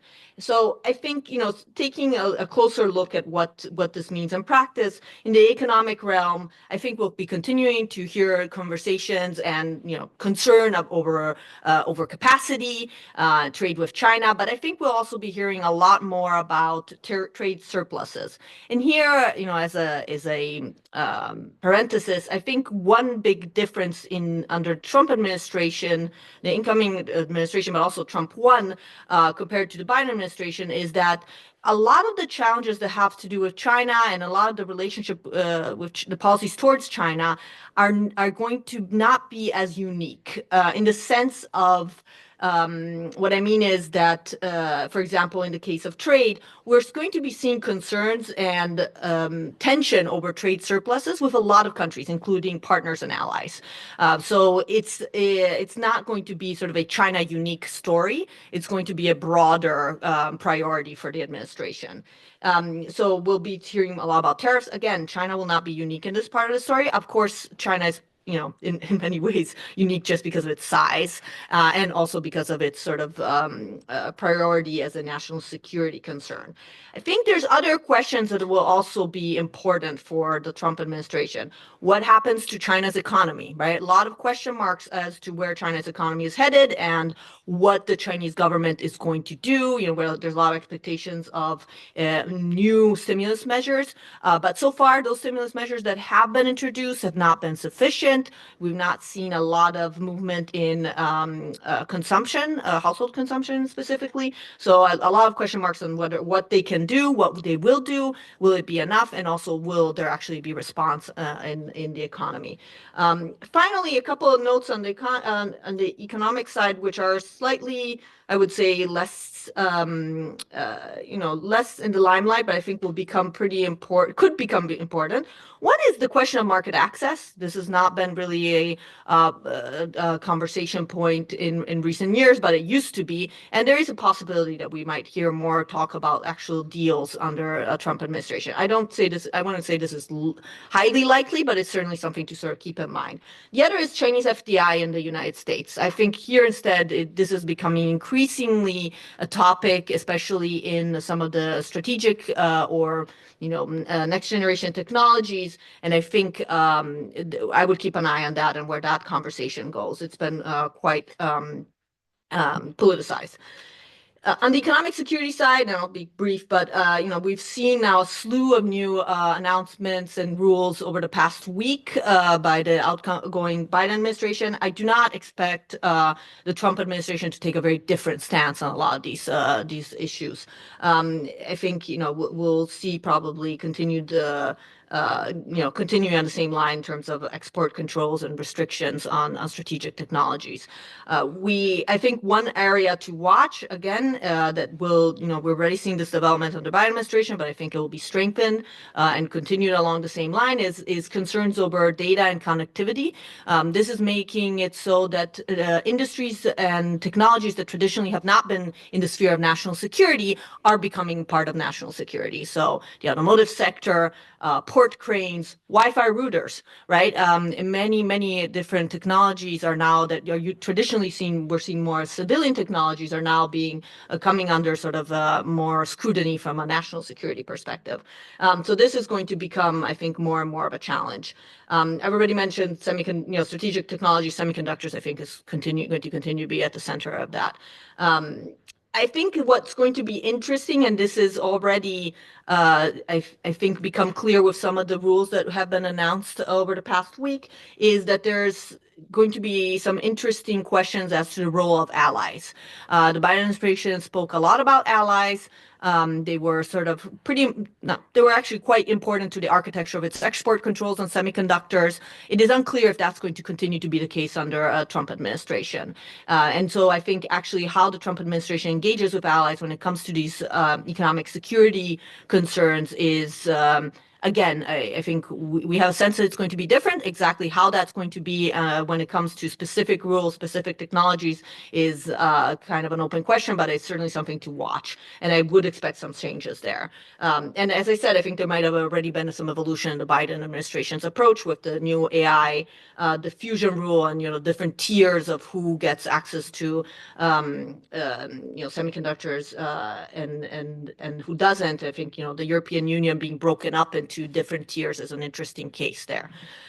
Finally, global governance. I think what's going to be interesting is actually watching the space that the U.S. cedes on the global governance space, right? And so talking about examples of climate governance, so COP, talk about maybe leaving in the UNFCCC, but certainly I think, we can all expect the Trump administration to leave the Paris Agreement, but also, the multilateral trading system, or just more broadly, the global international order. Interesting role here for U.S. allies, and let's say developed OECD countries, Western countries, and how they decide to actually continue to engage with these institutions and maybe defend them, and what that says vis-a-vis China, where in some cases China may be able to take a more of a leadership role or not.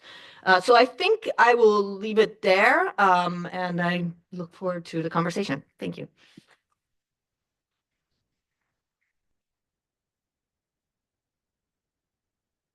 All right, thank you so much. Next, we have Dr. Prashanth Parameswaran, a fellow with the Wilson Center's Asia program, where he produces analysis on Southeast Asian political and security issues, Asian defense affairs, and U.S. foreign policy in the Asia-Pacific.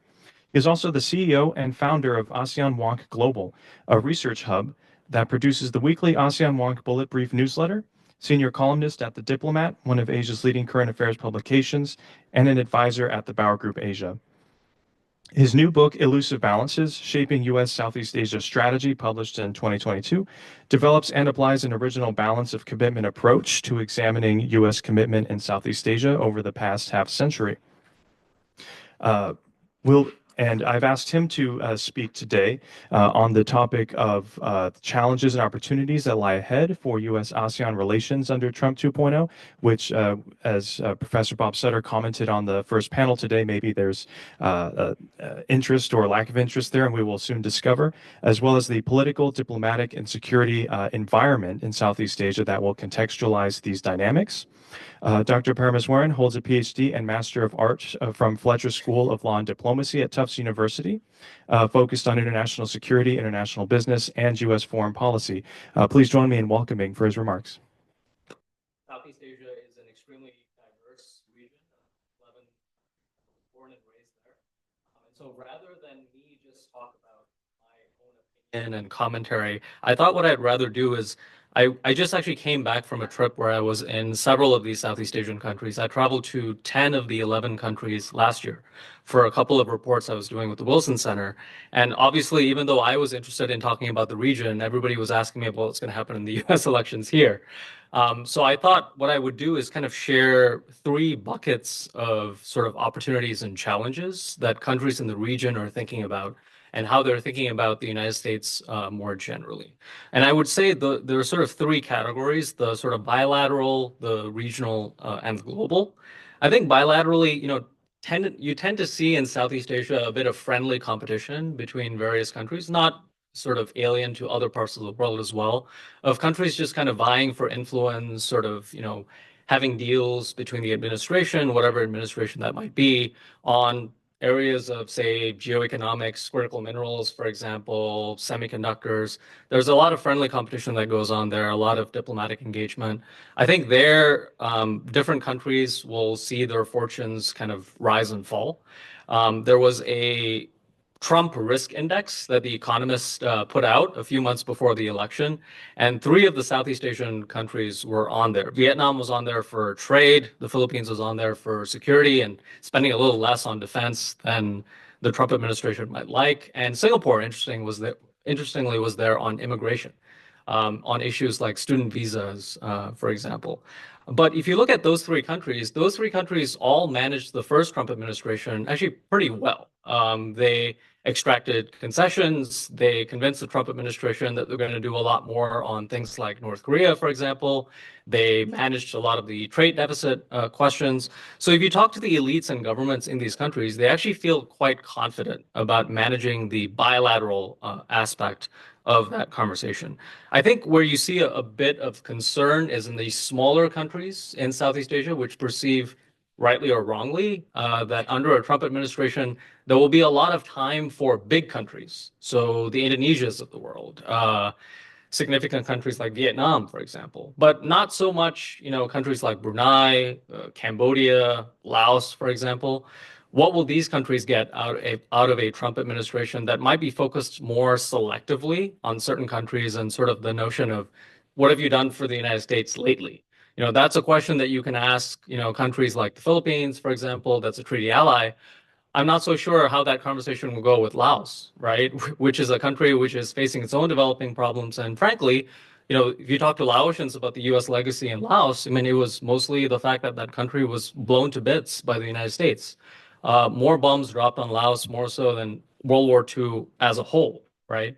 During that time. So it is an interesting conversation depending on which country you talk to. I think on the regional lens, what you see is a tension between minilaterals and multilaterals. ASEAN, which is the Association of Southeast Asian Nations, the diplomatic organization which Pete Hegseth, during his hearing recently, earlier this week, was not able to identify, in terms of U.S. interests and allies and partners, which I can tell you, a lot of my WhatsApp groups from the region have been, sort of flaring up about, what does this mean for U.S. policy and what the Trump administration says. I'll focus less on that because I think that's more on the perception side rather than the actual policy. But it does give you a sense about the signal to noise ratio that the region and individuals in the region are thinking about. But in terms of ASEAN itself, it's a diplomatic organization that's been pretty successful in terms of managing relations between Southeast Asian countries, which during the Cold War, which was pretty hot in Southeast Asia, were essentially at odds with each other, right? Some of them questioning independence of other countries, lots of territorial encroachments, and so on and so forth. But on issues like the South China Sea and Myanmar, the two big flashpoints that are undermining Southeast Asia right now, that organization is facing a lot of challenges. Now, on the multilateral side, that's a reality. But frankly, if you talk to individuals in the region about what they see as the Biden administration's big contribution on regional architecture, it's actually not on multilaterals, it's on minilaterals, right? Which is the sort of notion of, if you look at the Philippines, for example, they're now part of the US, Japan, Philippines trilateral. But the rest of the region really isn't embedded in this US minilateral framework. A lot of the Southeast Asian countries prefer this sort of stance of engaging with the United States, but also engaging with China and not forming sort of exclusive clubs and being part of exclusive clubs. So you've seen Singapore, for example, enter a technology partnership with the United States, but that's not saying that it is exclusive of what Singapore can do economically with China, for example.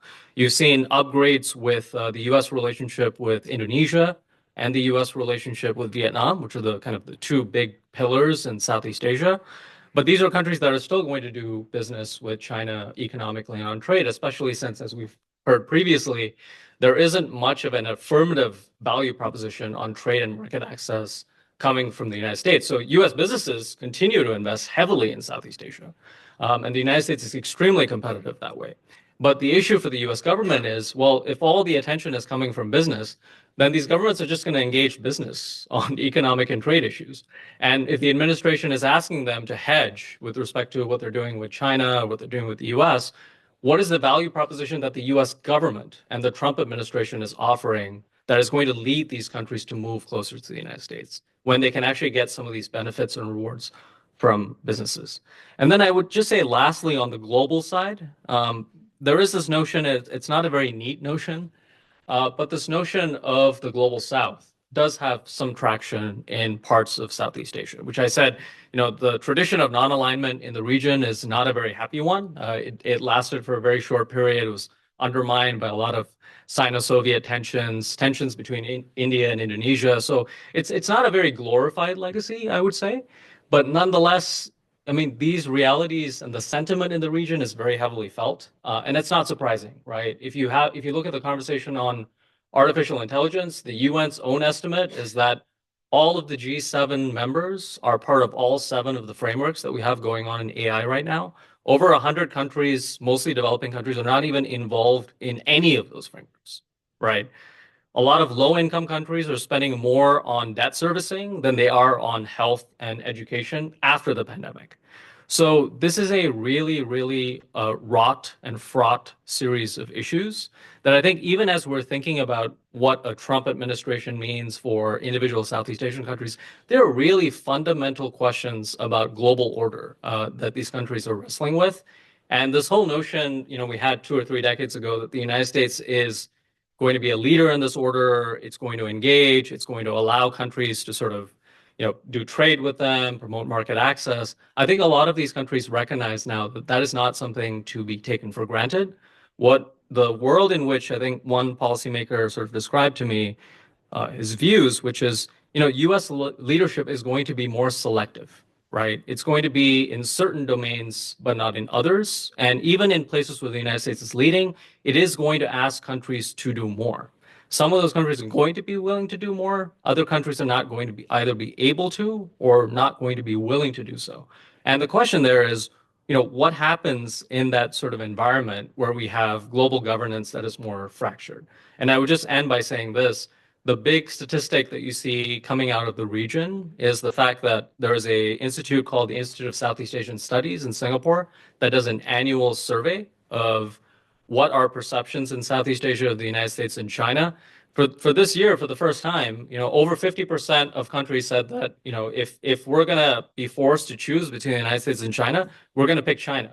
We're not going to pick the United States. That's a pretty significant finding. If you drill down into the specifics, it's largely because you saw a lot of movements with respect to the Israel-Gaza issue, particularly in Muslim Southeast Asia. But it goes to show you, though, that in spite of the fact that we're talking about a region and regional states, global issues do cut different ways in Southeast Asia. So how the Trump administration approaches global issues, whether it's Ukraine, Israel, Gaza, the global South, global governance, these are going to be really important. And I would say they could turn out to be the most important layer that I talked about among these 3. Thanks.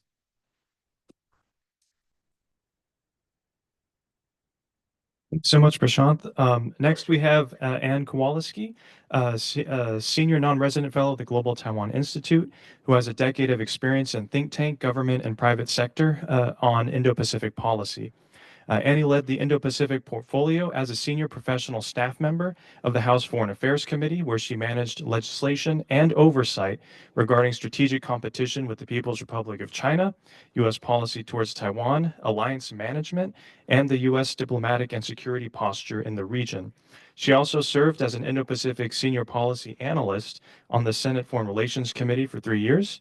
Prior to serving on the Hill, Ms. Kowalski spent 4 years researching Indo-Pacific issues at various think tanks, including the American Enterprise Institute, Georgetown Center for Security Studies, and the United States Institute of Peace. She received her MA in Security Studies from Georgetown University and her LLB with honors from the University of Edinburgh School of Law. She'll be speaking on the most significant opportunities and challenges that lie ahead for U.S.-Taiwan relations under Trump 2.0 and beyond. Thanks so much, Anne, for your remarks. Thanks, Richard. Thanks to all the organizers for this panel, and thanks for welcoming behind enemy lines as a Georgetown alum. I thought I would kind of speak first to Trump's approach to the region and then focus in on Taiwan. And of course, everyone loves to overgeneralize the Trump administration, so why not give it a go? Trump has obviously been known to be unpredictable, and it's debatable how much of that unpredictability is baked into a grander strategy or not. But amongst all the unpredictability of the president, I think he's been remarkably consistent on 2 issues in particular, and we can definitely expect him to use those frameworks in his approach to the region as well. The first is on trade. I think if there's one thing to take away on Trump trade policy is that trade policy is domestic policy. I'll say it again, trade policy is domestic policy. This is about American industrialization. It's about protecting American manufacturing. It's about American jobs. Every consideration about trade, tariffs, potential sanctions, deals or no deals, all comes down to how it affects the American manufacturing base and American economy. So the first trade, and this also trade is kind of the fundamental underpinning for a lot of Trump's view on foreign policy as well. If you talk to, Trump advisors from the first administration, a lot of them do say that, well, before the president would go meet with foreign dignitaries, the first thing he would ask is, well, what's our trade deficit with this country? And he would use that to shape his engagement and the way that he postures himself in those foreign policy meetings. So trade, very, very important. And the second area where Trump has been incredibly consistent is burden sharing. It's clear that he wants other countries to take on a broader share of this, particularly security burden sharing. And we've seen this most saliently in Europe from statements and other types of coercive actions and rhetoric, but that also applies to East Asia and Southeast Asia. We can expect there to be a pretty big push from the Trump administration to ensure that the Asian countries are taking the regional security issues seriously and protecting themselves likewise. That is not to say that, we're not going to see a repeat of the first Trump administration where there's threats to pull back troops in Asia, but I just do think it will depend. The approach that he takes to security in the Indo-Pacific will depend on the level of seriousness that they assess that the Asian countries have of their own security. So on Taiwan in particular, President Trump himself has said a lot about Taiwan, including they've stolen our semiconductors, the famous Bolton quote about Taiwan is the tip of this pen and China is this whole table, so why would I care about Taiwan, and other not encouraging comments. However, we've also seen in Trump's appointments that he has taken in a lot of very strong Taiwan hands and Taiwan voices, including Senator Rubio, Representative Waltz, and on the National Security Council, it's been announced that Ivan Kanapathy, who has a very strong Taiwan background, will also be leading the Asia Directorate there. So the themes that I would like to present on kind of Trump administration approaches to Taiwan are a couple, and then happy to go into detail in the question and answer session. So the first is that despite having very strong national security voices in the Trump administration, we can't discount the fact that they are still a minority amongst the broader administrative, political positioning. And it still remains unclear whether or not they're going to have the dominant voice, right? President Trump in his first administration famously likes to have meetings where there's a lot of different views presented in front of him and people have an active debate in front of him and then he makes a decision based on that debate. And we're seeing that he's staffing his cabinet in the same way, and we see him staffing the NSC in the same way. So you do have some national security hardliners that are going to be pushing for engagement, for a much stronger deterrence posture in the Indo-Pacific, for more defense funding, and so on. But you also have, the kind of, I'd say, like straightforward econ folks that are going to be looking at, no, we need to actually focus just on kind of like U.S. domestic industry. So it's really unclear quite right now, like where the centers of gravity are, but that's going to be a very active debate within the Trump administration that's going to bleed into how he approaches the region. On Taiwan in particular, this obviously means I think we've already laid out some good opportunities for countries to come in the very beginning and provide opportunities for investment and other types of resources to bolster U.S. manufacturing. But I think, we've also seen signals from Congress that they are looking to expand the trading relationship with Taiwan, most notably the anti-double taxation pieces that have passed just this week in the House. Historically, on U.S. policy in Taiwan, you have the administration, but then you have Congress, right? Our fundamental legislative and foundation for the way that we approach Taiwan policy is still the Taiwan Relations Act of 1979. And that act was a response from Congress to Jimmy Carter's decision to normalize relations with the PRC. So I think we have to remember that historically, Congress has always viewed Taiwan policy as their thing. And that has certainly not changed in the past couple of years. We've seen a slew of Taiwan legislation come from Congress, and that legislation has gone, hit pretty much every aspect of our relationship with Taiwan, from the economic side with anti-double taxation and even proponents of a free trade agreement with Taiwan, to, you know, amending State Department guidelines to expand our diplomatic presence in Taiwan. So I think Congress will remain key and a key voice on Taiwan, despite the fact of Representative Waltz and Senator Rubio moving over into the administration. I think Congress will become even more of a key voice because, as I said, there's the hardliners, unclear if they're going to have the main dominant voice, but I can definitely see the shrewd politicians that those two are, but leveraging the power of Congress to push forward policy that the administration might not be willing to do so entirely on its own in the executive branch. The second main theme on Taiwan, I think, is the volatility that we're facing in the Taiwan Strait. Of course, we've heard a ton about it, but I think fundamentally, you know, the reasons are just that the nonviolent options for Xi Jinping to get the only outcome that he has made acceptable to him, which is Taiwan under CCP rule, the nonviolent options are just falling off the table, right? You have Taiwan that's trying to insulate its economy from Chinese economic influence.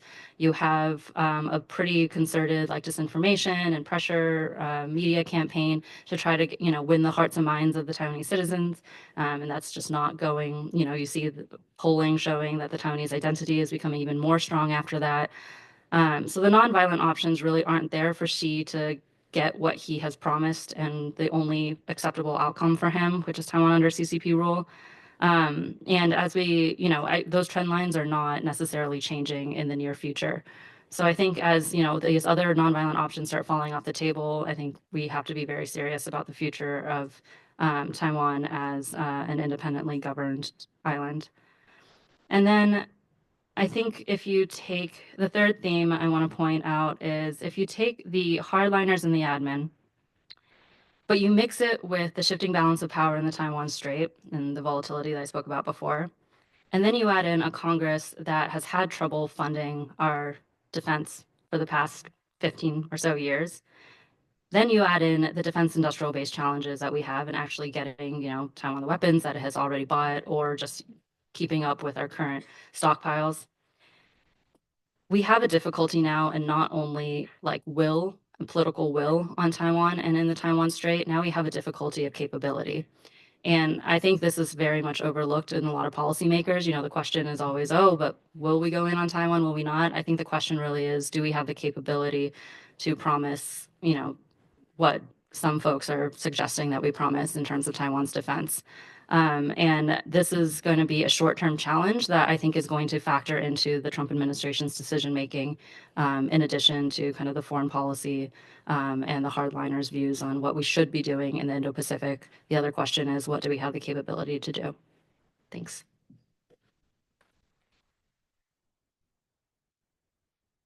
Thank you so much. And for our final panelist, we have Professor Tashi Rabke, Research Professor of International Affairs at the Elliott School, where she specializes in statehood, authoritarianism, and territorial politics, with a focus on multi-level governance and the politics of scale in the People's Republic of China.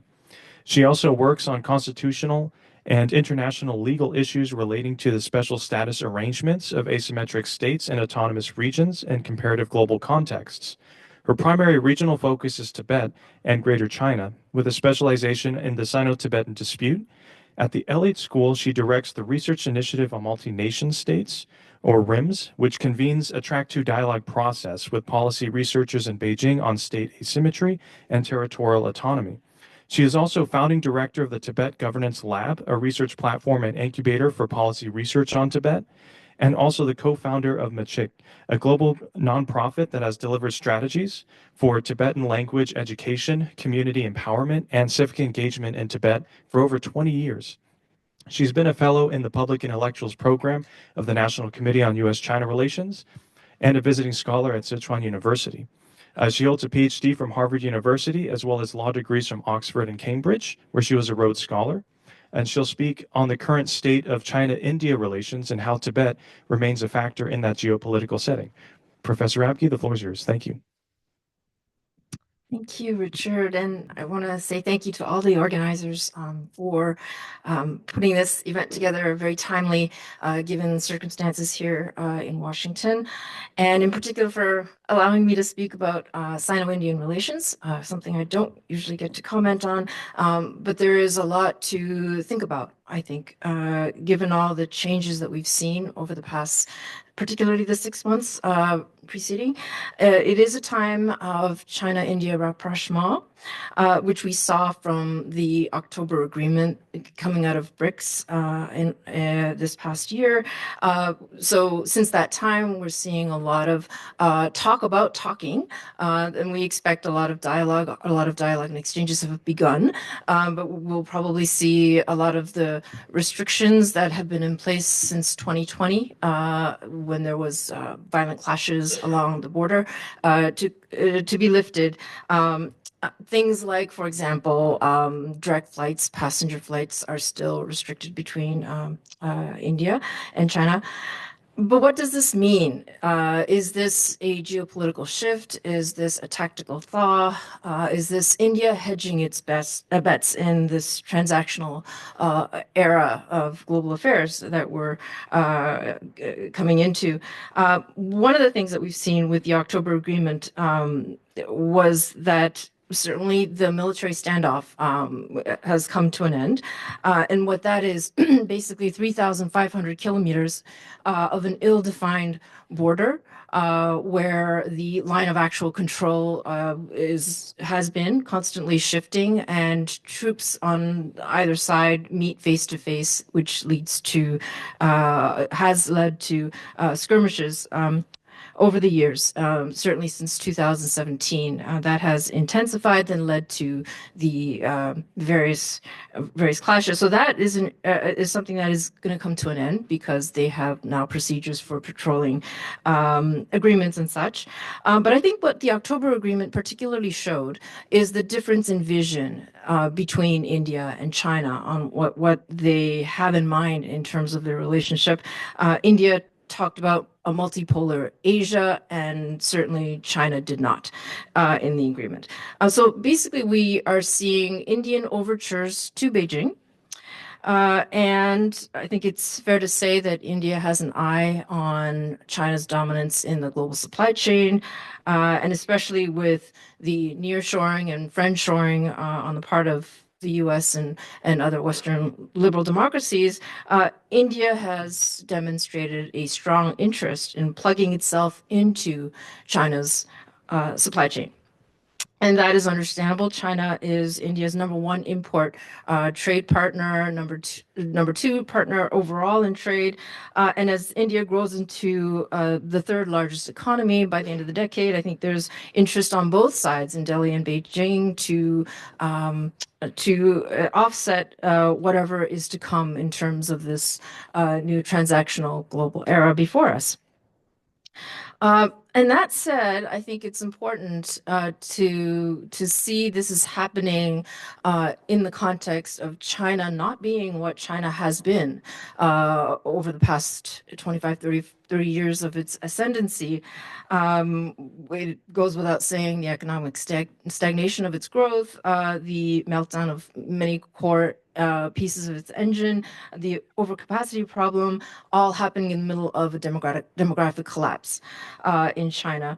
We've also just seen this extraordinary period of time where the Chinese foreign minister, the Chinese defense minister, two top generals charged with nuclear arsenals have all one by one disappeared, and no accountability in the global public about why that is the case. These are people who are handpicked by Xi Jinping, who then with no explanation are not to be found. So we are in a period of securitization, which we've heard a lot about, but as Odd Arne Westad has reminded us, that securitization is targeted primarily, number one, to its own domestic public. That is the China reality. And in the midst of this reality, this is where I think we see it's really important to understand the decision-making implications in Delhi and in Beijing. When they talk about the border dispute and they talk about it as these skirmishes and in terms of these patrol arrangements, I think what is willfully looked away from is that beyond that border lies 2.5 million square kilometers of a very specific geography, a plateau where it's over estimated 80% Tibetan. So it's a majority Tibetan population on a very large territory, which is a quarter of the PRC territory, where Beijing has a consent to rule problem. It continues to have a consent to rule problem. So what we've seen over the past years of China's rise, different approaches, strategic approaches to the region that lies between India and China. We saw a moderate approach through the 80s that led to an uprising in the late 80s, 87, 88. We saw this dual approach of carrot and stick under Hu Jintao's rule to the point of Xi Jinping's ascendancy, which also led to an uprising in 2008. And as someone who has studied that process, nobody saw it coming. The Tibetan uprising in 2008 was surprising to everybody, including some of the most dissident Tibetans inside Tibet.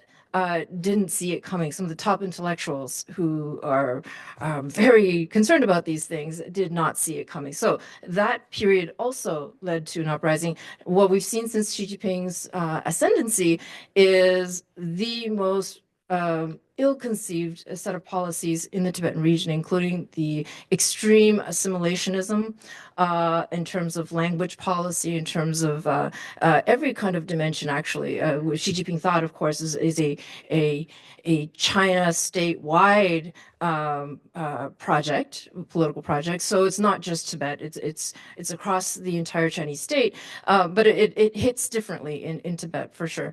And at the same time, we're seeing the kinds of policies that lead to tremendous resentment, like the building of many dams, which lead to the relocation of communities. So we are seeing a Tibetan population that is not a minority at all. This is the part that's, I think, not seen very clearly, particularly in India, is that to the Tibetan region, which is the size of Western Europe, continues to be a Tibetan majority, and that majority is more heightened in his consciousness because of the kinds of policies that are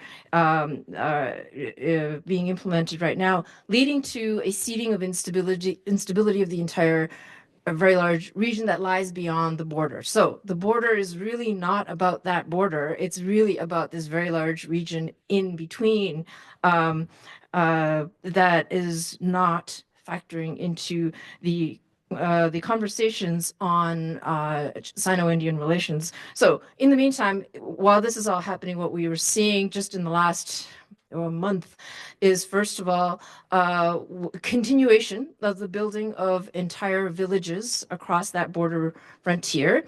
So it's building a lot of villages along that border on the PRC side, but it's also in the disputed territories. There's a lot of disputed territory, chunks of areas between India and the Chinese state, and also actually in other territories. So you maybe have heard about the fact that within, for example, Bhutan, there are villages, entire villages being built by the Chinese government. So there's that projection of state, which is very much an analog to the South China Sea territory building.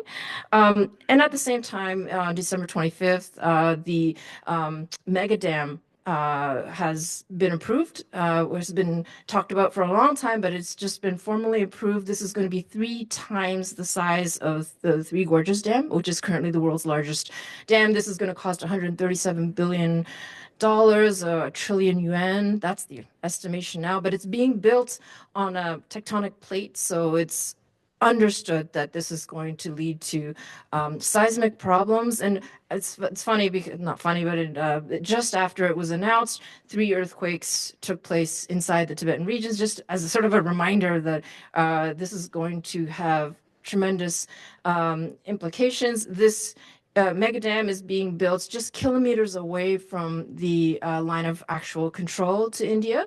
So raising alarm in terms of the potential to redirect water. This is the fresh water that on the Tibetan side is called the Yalunzangbo, becomes the Brahmaputra.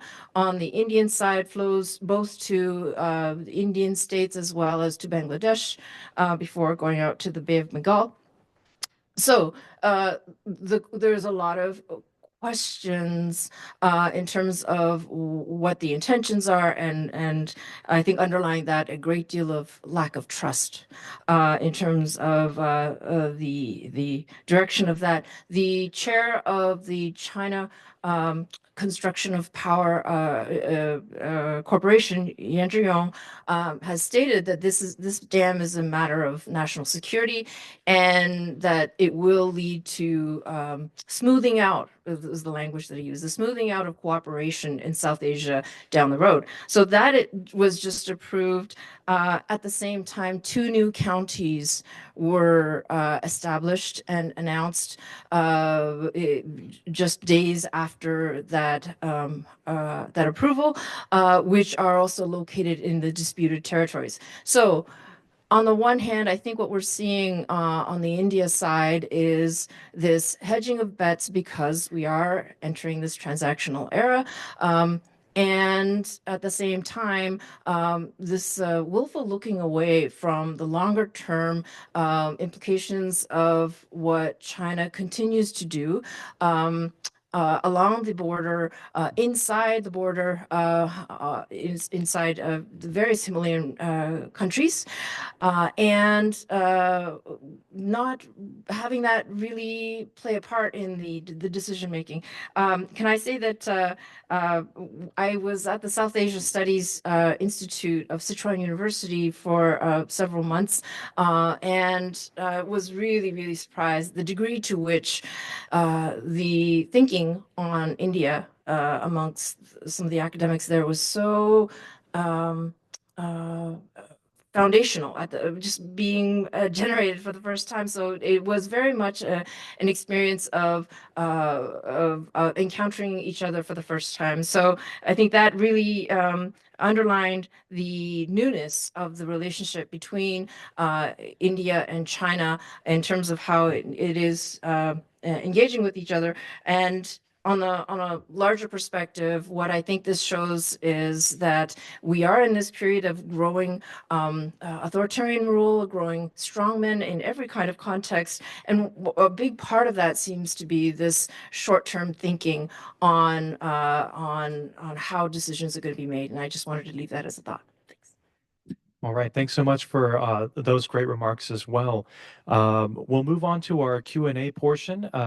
I'll go ahead and just prompt just a first question to give folks enough time to jot down your questions. And those of us joining online as well, please submit your questions through the Q&A function, and we'll try to get to as many questions as we can.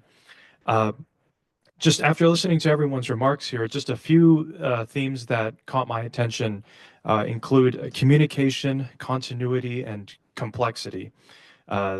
Communication into how strategies are being conveyed and what are the specific mechanisms, bilateral, multilateral, minilateral, that are going to be signaling or filtering noise. Continuity in actually thinking about the areas of continuity or consistency with both Biden administration and Trump 1.0 in this region, some of the policy directions that are going to remain the same or fairly consistent. And then also at the same time, complexity, looking at the domestic political environments in all countries in the region, as well as the growing complex nature and interconnectedness of the geoeconomic and security dimensions. Just picking on the communication aspect, for all the panelists, whoever wants to join, I'm curious to hear what in each of the sections that you were describing, what are going to be some of the, what you see, main communication channels that U.S. foreign policy apparatus may be willing to invest in, if that's going to be something on bilateral front or usage of many multilaterals or not at all. But I'm really interested in hearing about, who do you see will be doing some of the talking or discussion, and which of these channels or institutions will maybe be more valued than previously or remain the same? So open question, anyone who wants to talk about that.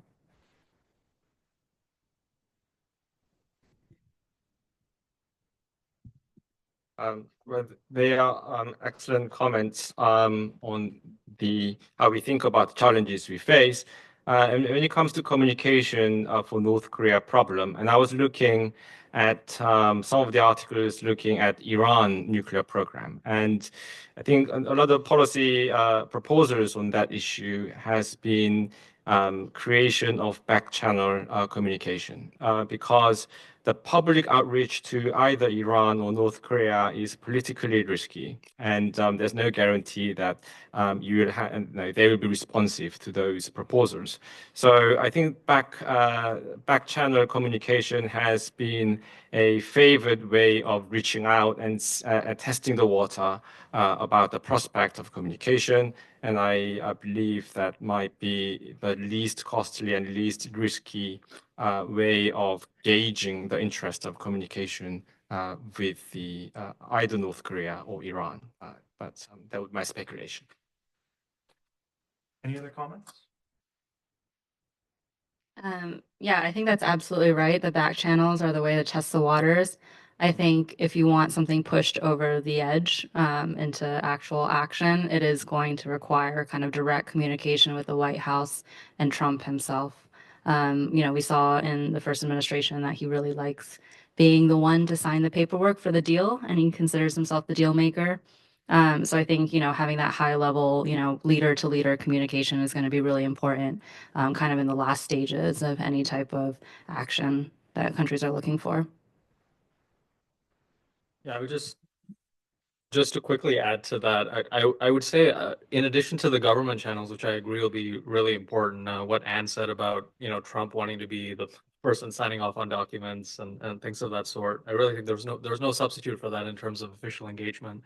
I would say there also needs to be a greater focus on U.S. narrative promotion. I do sense we may not believe it here in this room, and in much of Washington, sometimes it's a bit of a bubble. But if you go out to the region, there is this growing narrative of American decline.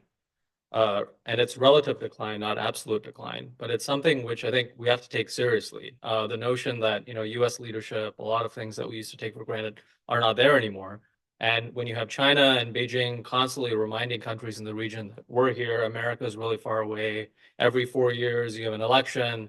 You may not like us, but at least we have a continuous policy that you disagree with. A lot of these countries, there's a lot of traction within the populations of these countries when China produces projects that, granted, have huge environmental issues, debt issues, so on and so forth. There still is a proportion of that population that is being swayed by this narrative. And I think if you look at the statistics, the ironical thing is, if you thought the United States was in decline 4 years ago, look at the direction of the U.S. economy now. The U.S. in 1990 was about 40% or 2/5 of the G7 countries. Today, that's about over 50%. So the American economy is actually an extremely positive story. The problem is we're not really doing a good job of telling that story in the region. And these countries don't really understand the link between a U.S. economy that's doing really well and what are the tangible benefits that are coming to them for their countries, but also their individual populations, because we're increasingly talking here about our national interests and the American population and so on and so forth. So it has to get really specific. I mean, on if a country is not expecting infrastructure projects that are high risk and the US government can't do that, how do we work with allies and partners to be able to create a value proposition to be able to substitute for what China's doing? That's incredibly difficult, right? Easier said than done, but I do think we need that narrative piece of the conversation. And the other thing I would say is, I think often we overlook this and we think, oh, this is very soft stuff, people-to-people exchanges. And I can tell you safely, I mean, you look at the governments in these countries and the elites and the leaders, You see huge numbers of people who have studied the United States. Doesn't mean they're going to be very pro-US in any way, but at least they have an understanding that when they understand the United States and a new US president, US administration comes in, that doesn't change the whole infrastructure of the US government that involves state governments, local governments, universities, private companies. Them understanding the United States itself is a big strength for the United States to kind of understand how complex our system is. So you can't just talk about, oh, Trump has come in, so US policy has changed 180 degrees. It's a very simplistic understanding of a very complex system. Well, I basically agree with everything that's been said. I was just going to add something on the communication. I think it will be really interesting to see who actually leads the China policy. I think it's a little too early. We know now who's in key positions. We don't fully have a full picture of what all the teams will be. But we also don't know who's going to be more influential, right? So I think that's just going to take quite a bit of time actually to figure out. And I think actually something that's worth noting in this panel, we're all focused on Asia, is that and the Indo-Pacific is that the Indo-Pacific may not be the main concern on day one. I think, the Middle East is going to be a big priority right now. On the trade front, USMCA is going to take up a lot of mental space and a lot of, I think, the airwave space in Washington for the next year or so. So that doesn't mean that over the next year, or certainly over the next 4 years, this is clearly, a key strategic region that's going to be really important. But I think in the next month or so, it may not be it may not come up quite as much. I may be wrong, but it may not come up quite as much as we expect. We may not even have a very clear idea on exactly how all the communication strategies are going to be developed. Thank you. On the communication bit, I want to emphasize how for the October agreement, for example, it would be so helpful if there was more transparency on both sides, and there isn't. And so I think there's a lot of guesswork into what is the content of what came out from the sidelines of the BRICS summit. But I want to also just emphasize what Prashanta said, but say the inverse is so true also, which is that in addition to how the U.S. decline narrative is moving in all parts of the world, but also this inability for those in power to pop the lid of those other large states and look what's happening underneath that seamless sort of exterior, which is the problem with how China is being looked at.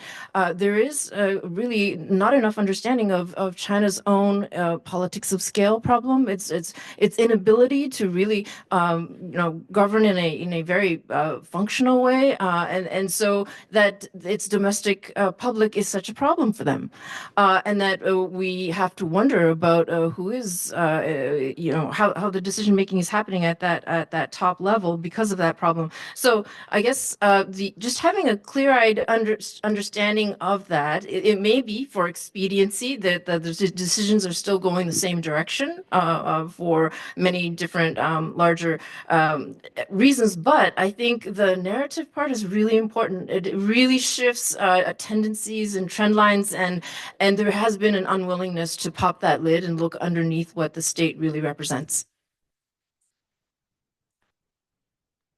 Thanks so much for entertaining my question first, and let's go ahead and pass on to the audience as well as in person and online. So for questions, we have the table microphones in front. There should be a touch panel button on the lower right-hand side. You can tap that to activate your microphone. Please identify yourself, including your name and affiliation. Try to keep it to one question, and please address your question to a specific panelist or panelists. And go ahead and raise hands for any questions you might have. But since we're at a university setting, I would like to offer the first question to a student. If there's a student in the audience who has a very burning question, please raise your hand and we'll call on you.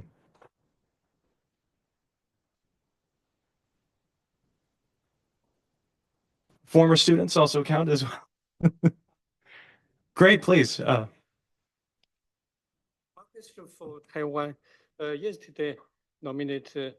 Sorry, could you identify yourself as well, please? I'm a student, Asian study, graduate student, School, GW.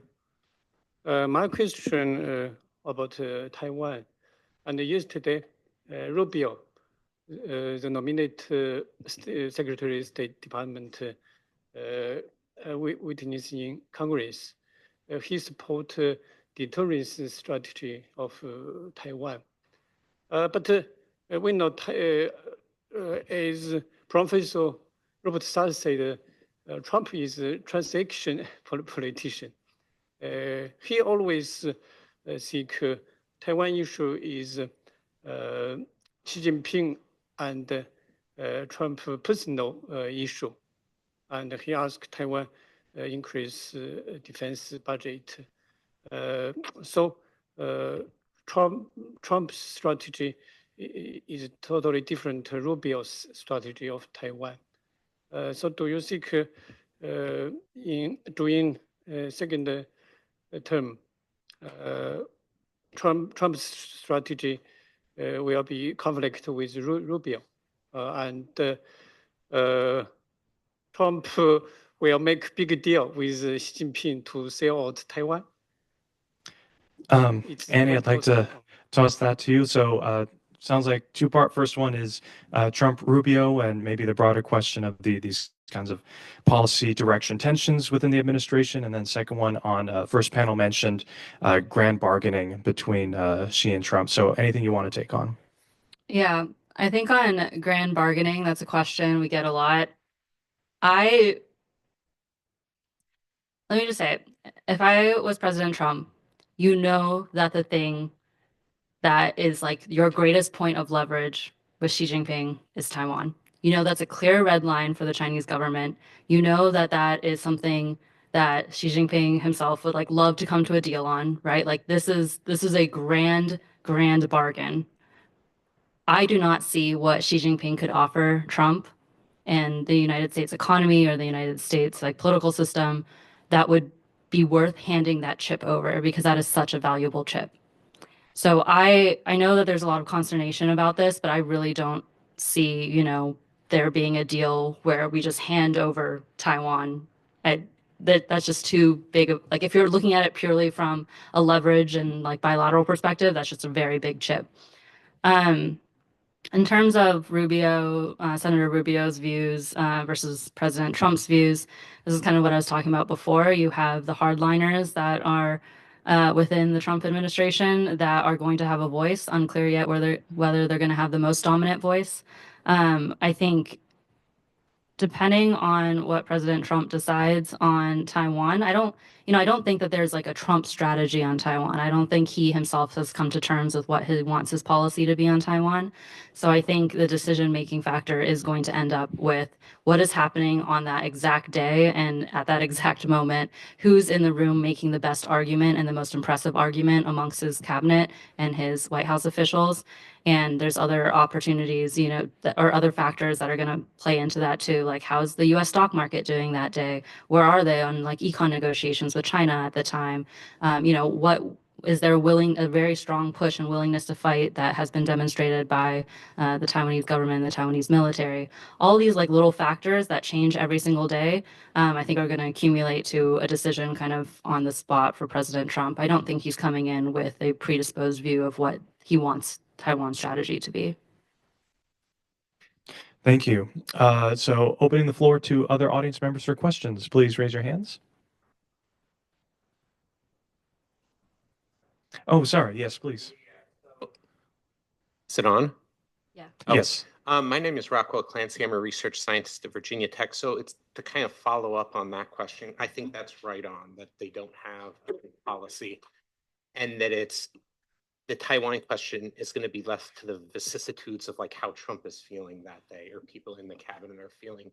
And so what strategies do you think other people in the government might take to ensure that kind of Taiwan is taken care of? So an example of this would be playing up the fact that Taiwan is the center for chips production in the world. And, you know, China wouldn't dare because of that, or something like that along those lines. So to ensure that it's an issue and there's a kind of line.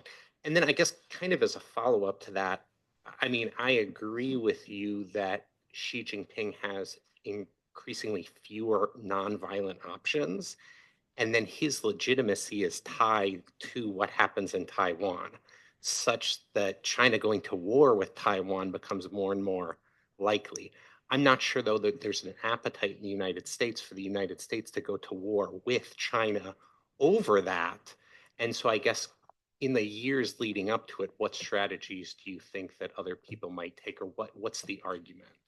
Yeah, the great points. When you say like strategies, do you mean if you're like on the outskirts of like trying to get President Trump to defend Taiwan, or do you mean to like manipulate, try to get Xi Jinping to like, who's the target, I guess? Yeah. Good, all of the above. All the above. Okay. And so, yeah, but all of the above. And especially since it's not just about the Trump administration, but there are all these other Yeah. parties involved. Yeah. Yeah. No, Like the business community also. yes. No, you're absolutely right.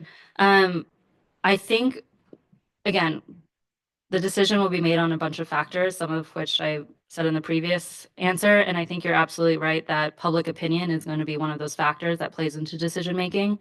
So if I was, a lowly staffer who was trying to convince President Trump that he should, put his weight behind defending Taiwan, and also trying to convince Xi Jinping somehow simultaneously that Taiwan is not actually that important, I think the ways that you would be like public narrative is like trying to get Americans to support the idea of defending Taiwan. It would be hardening our deterrence postures so that we have the capability if things were to pop off. It would be, not only looking at the economic arguments for it, not just that like everyone always focuses on Taiwan as a chip manufacturer, but I think it's more so that the waterways around Taiwan, if there is any disruption there, we are screwed, right? I mean, we saw how bad one random container in the Suez Canal really screwed up global shipping during the pandemic. And we see that there's a lot of shipping disruptions in the Red Sea right now. Imagine the Taiwan Strait, right? We use the Taiwan Strait to access 4 of our top 10 trading partners. There is no way that that is going to happen if there is any type of even blockade or conflict or contested waters around Taiwan. If that were the case, we would have to use all our shipping to go around Indonesia, which is a very rocky archipelago that adds weeks and weeks to even normal shipping times and can't manage the same amount of commercial merchant ships that the Taiwan Strait and then the east of Taiwan can manage. So I think there's, those economic arguments to be made as well. And then of course it's the political arguments of credibility in the Indo-Pacific, but also like if President, you can flatter his ego too. Like President Trump likes to be perceived as a strongman. What are ways that he can come across as a strongman? And the way to do that is to show him opportunities where the United States and Taiwan come out victorious. And that goes back to hardening our defense posture and making sure we have the capability to do what we say. Thank you. I'm going to take a question from the audience members online. We have a question here. The panelists talk about the U.S. government providing a value proposition separate from private businesses to Southeast Asian countries to draw them away from China's orbit. Maybe that's referring to Prashant's earlier comments. But to me, the best way for the U.S. to achieve this is by rejoining the CPTPP. Do you think there will be political will in the future for the U.S. to do so? So specifically on CPTPP, is there any interest or will to rejoin that, and maybe broadening it out, U.S. appetite for joining or creating new multilats, mini-lats, or bilateral economic strategies? So open to the floor, any comments on economic frameworks? Well, I'll start briefly. I mean, I think I think one would hope that that was the case, that the Trump administration would rejoin CPTPP, only because I think sometimes now free trade is kind of perceived, I think wrongly in my view, as being some sort of concession that we're giving countries. Free trade, it's for U.S. interests. It promotes specialization. It's a way that we, the United States, are part of the most prosperous region in the world. That's already going to be over 50% of world GDP. If we don't do that, then what happens is one scenario, which is happening now. If you look at the supply chains, Peterson Institute of International Economics came out with a survey last year and said that for all the talk about Indo-Pacific diversification of supply chains, what we're seeing slowly is that supply chains are increasingly being concentrated around China. not because everyone loves China, but because China is party to a lot of these agreements. And by natural sort of force of center of gravity, if the United States is not doing something to pull these countries away in another direction, they're going to concentrate around the Indo-Pacific because of virtue of geography. And so one would hope, I mean, when the TPP was initially sort of propagated, I recall very distinctly, this was after the period where the Bush administration had tried bilateral agreements.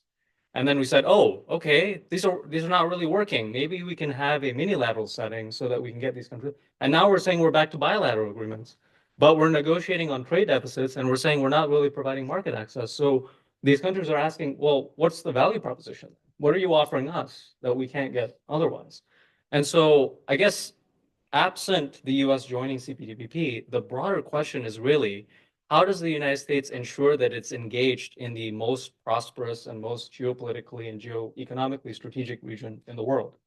And that's for US interests. And if it's not the CPTPP, my question is, what is it? So we had the Indo-Pacific Economic Framework, that went nowhere. We said we're out of CPTPP. We tried bilats, we're not doing that. We tried to negotiate bilateral deals, no countries wanted to sign up. So what are we really doing here? And a lot of it is kind of, we're working with our allies and partners, but frankly, when I travel to Southeast Asia, all I hear from governments is, look, we know what your allies are doing. The Japanese are doing even more than the Chinese, and they get a lot less credit. We know what the Australians are doing, and they struggle and they have their own problems, the changes of government, but we want to know what you're doing specifically.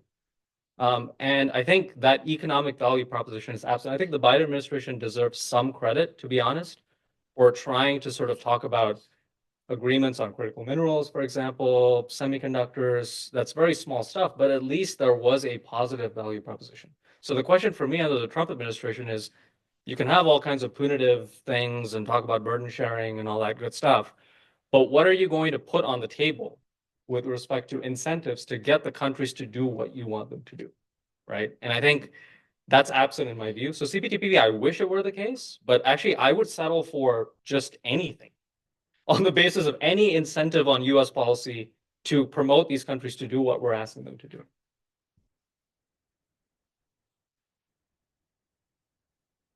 Yeah, I think I'm glad you brought up IPEF, right? IPEF was a non-binding, non-market access including set of principles. Like it's literally called a framework, not even an agreement. And the trade pillar fell out of it and it died because of domestic opposition here in the United States. There was senators that wrote a joint letter talking about the trade pillar and it died because of that.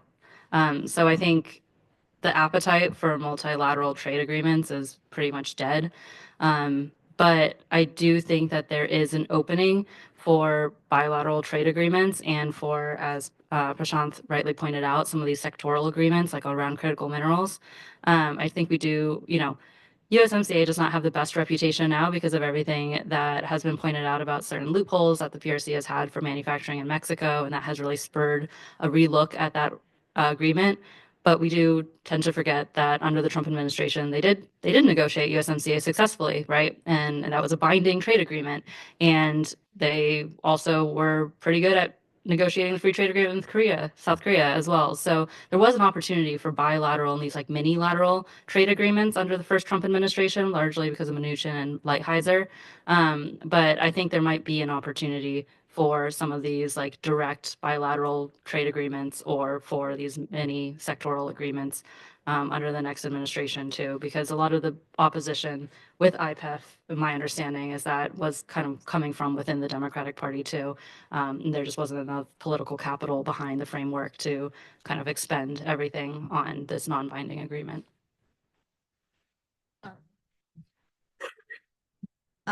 Yeah, I think everything that's been said is correct in the sense, especially the U.S. pointing out that the Trump administration actually did more trade agreements than the Biden administration. So there is potential there. I will say, I think I think the sectoral agreements have been challenging. I think many countries have really put a lot of hope in the sectoral agreements. I mean, the European Union has also been trying to do its own sectoral agreements. It's not clear that they really have achieved much. So far, but perhaps there can be better examples moving forward. So I think the idea is certainly, I think, very attractive and politically, I think, a little more palatable in a moment in which trade is not particularly attractive.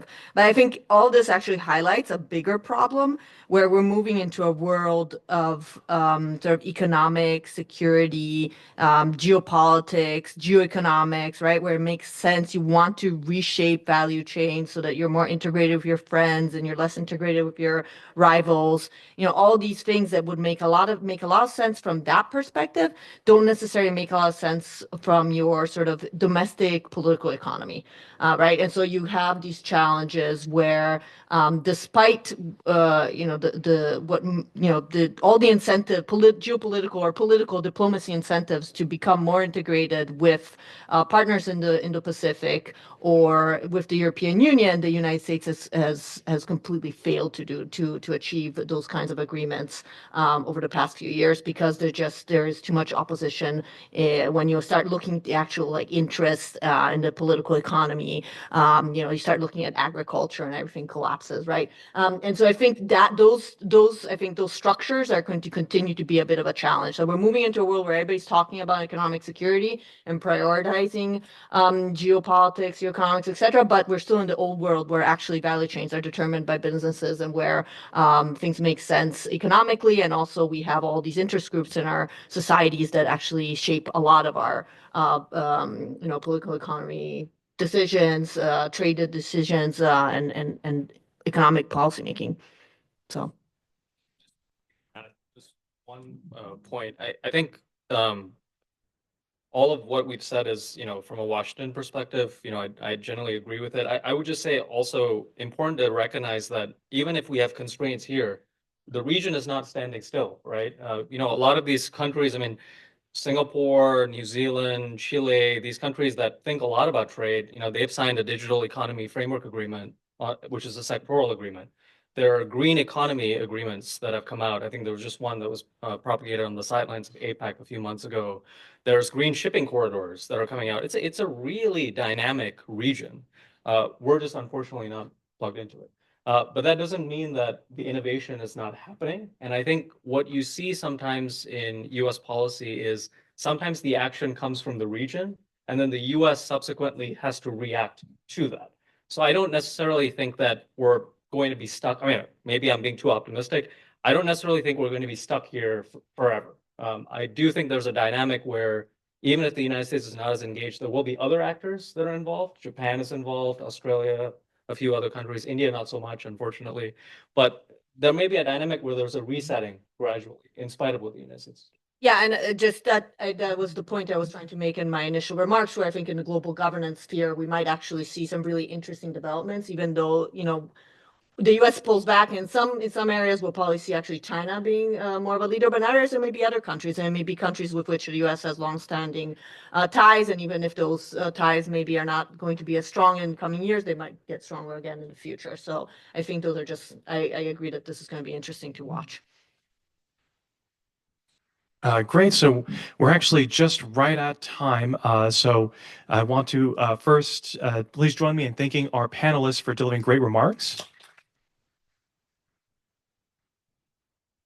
And this concludes our conference on this very important question on grand strategy and emerging challenges in the Indo-Pacific. I want to invite everyone to continue attending events held by all the co-sponsors, including the Institute for Korean Studies, the Sigur Center for Asian Studies, the Taiwan Education and Research Program, the East Asian National Resource Center, as well as our friends at Seoul National University and Ritsumeikan University. And we hope to see you very soon at more of our public policy events. Thank you very much, and have a nice day, everyone. So how do you feel about the potential for some sort of on from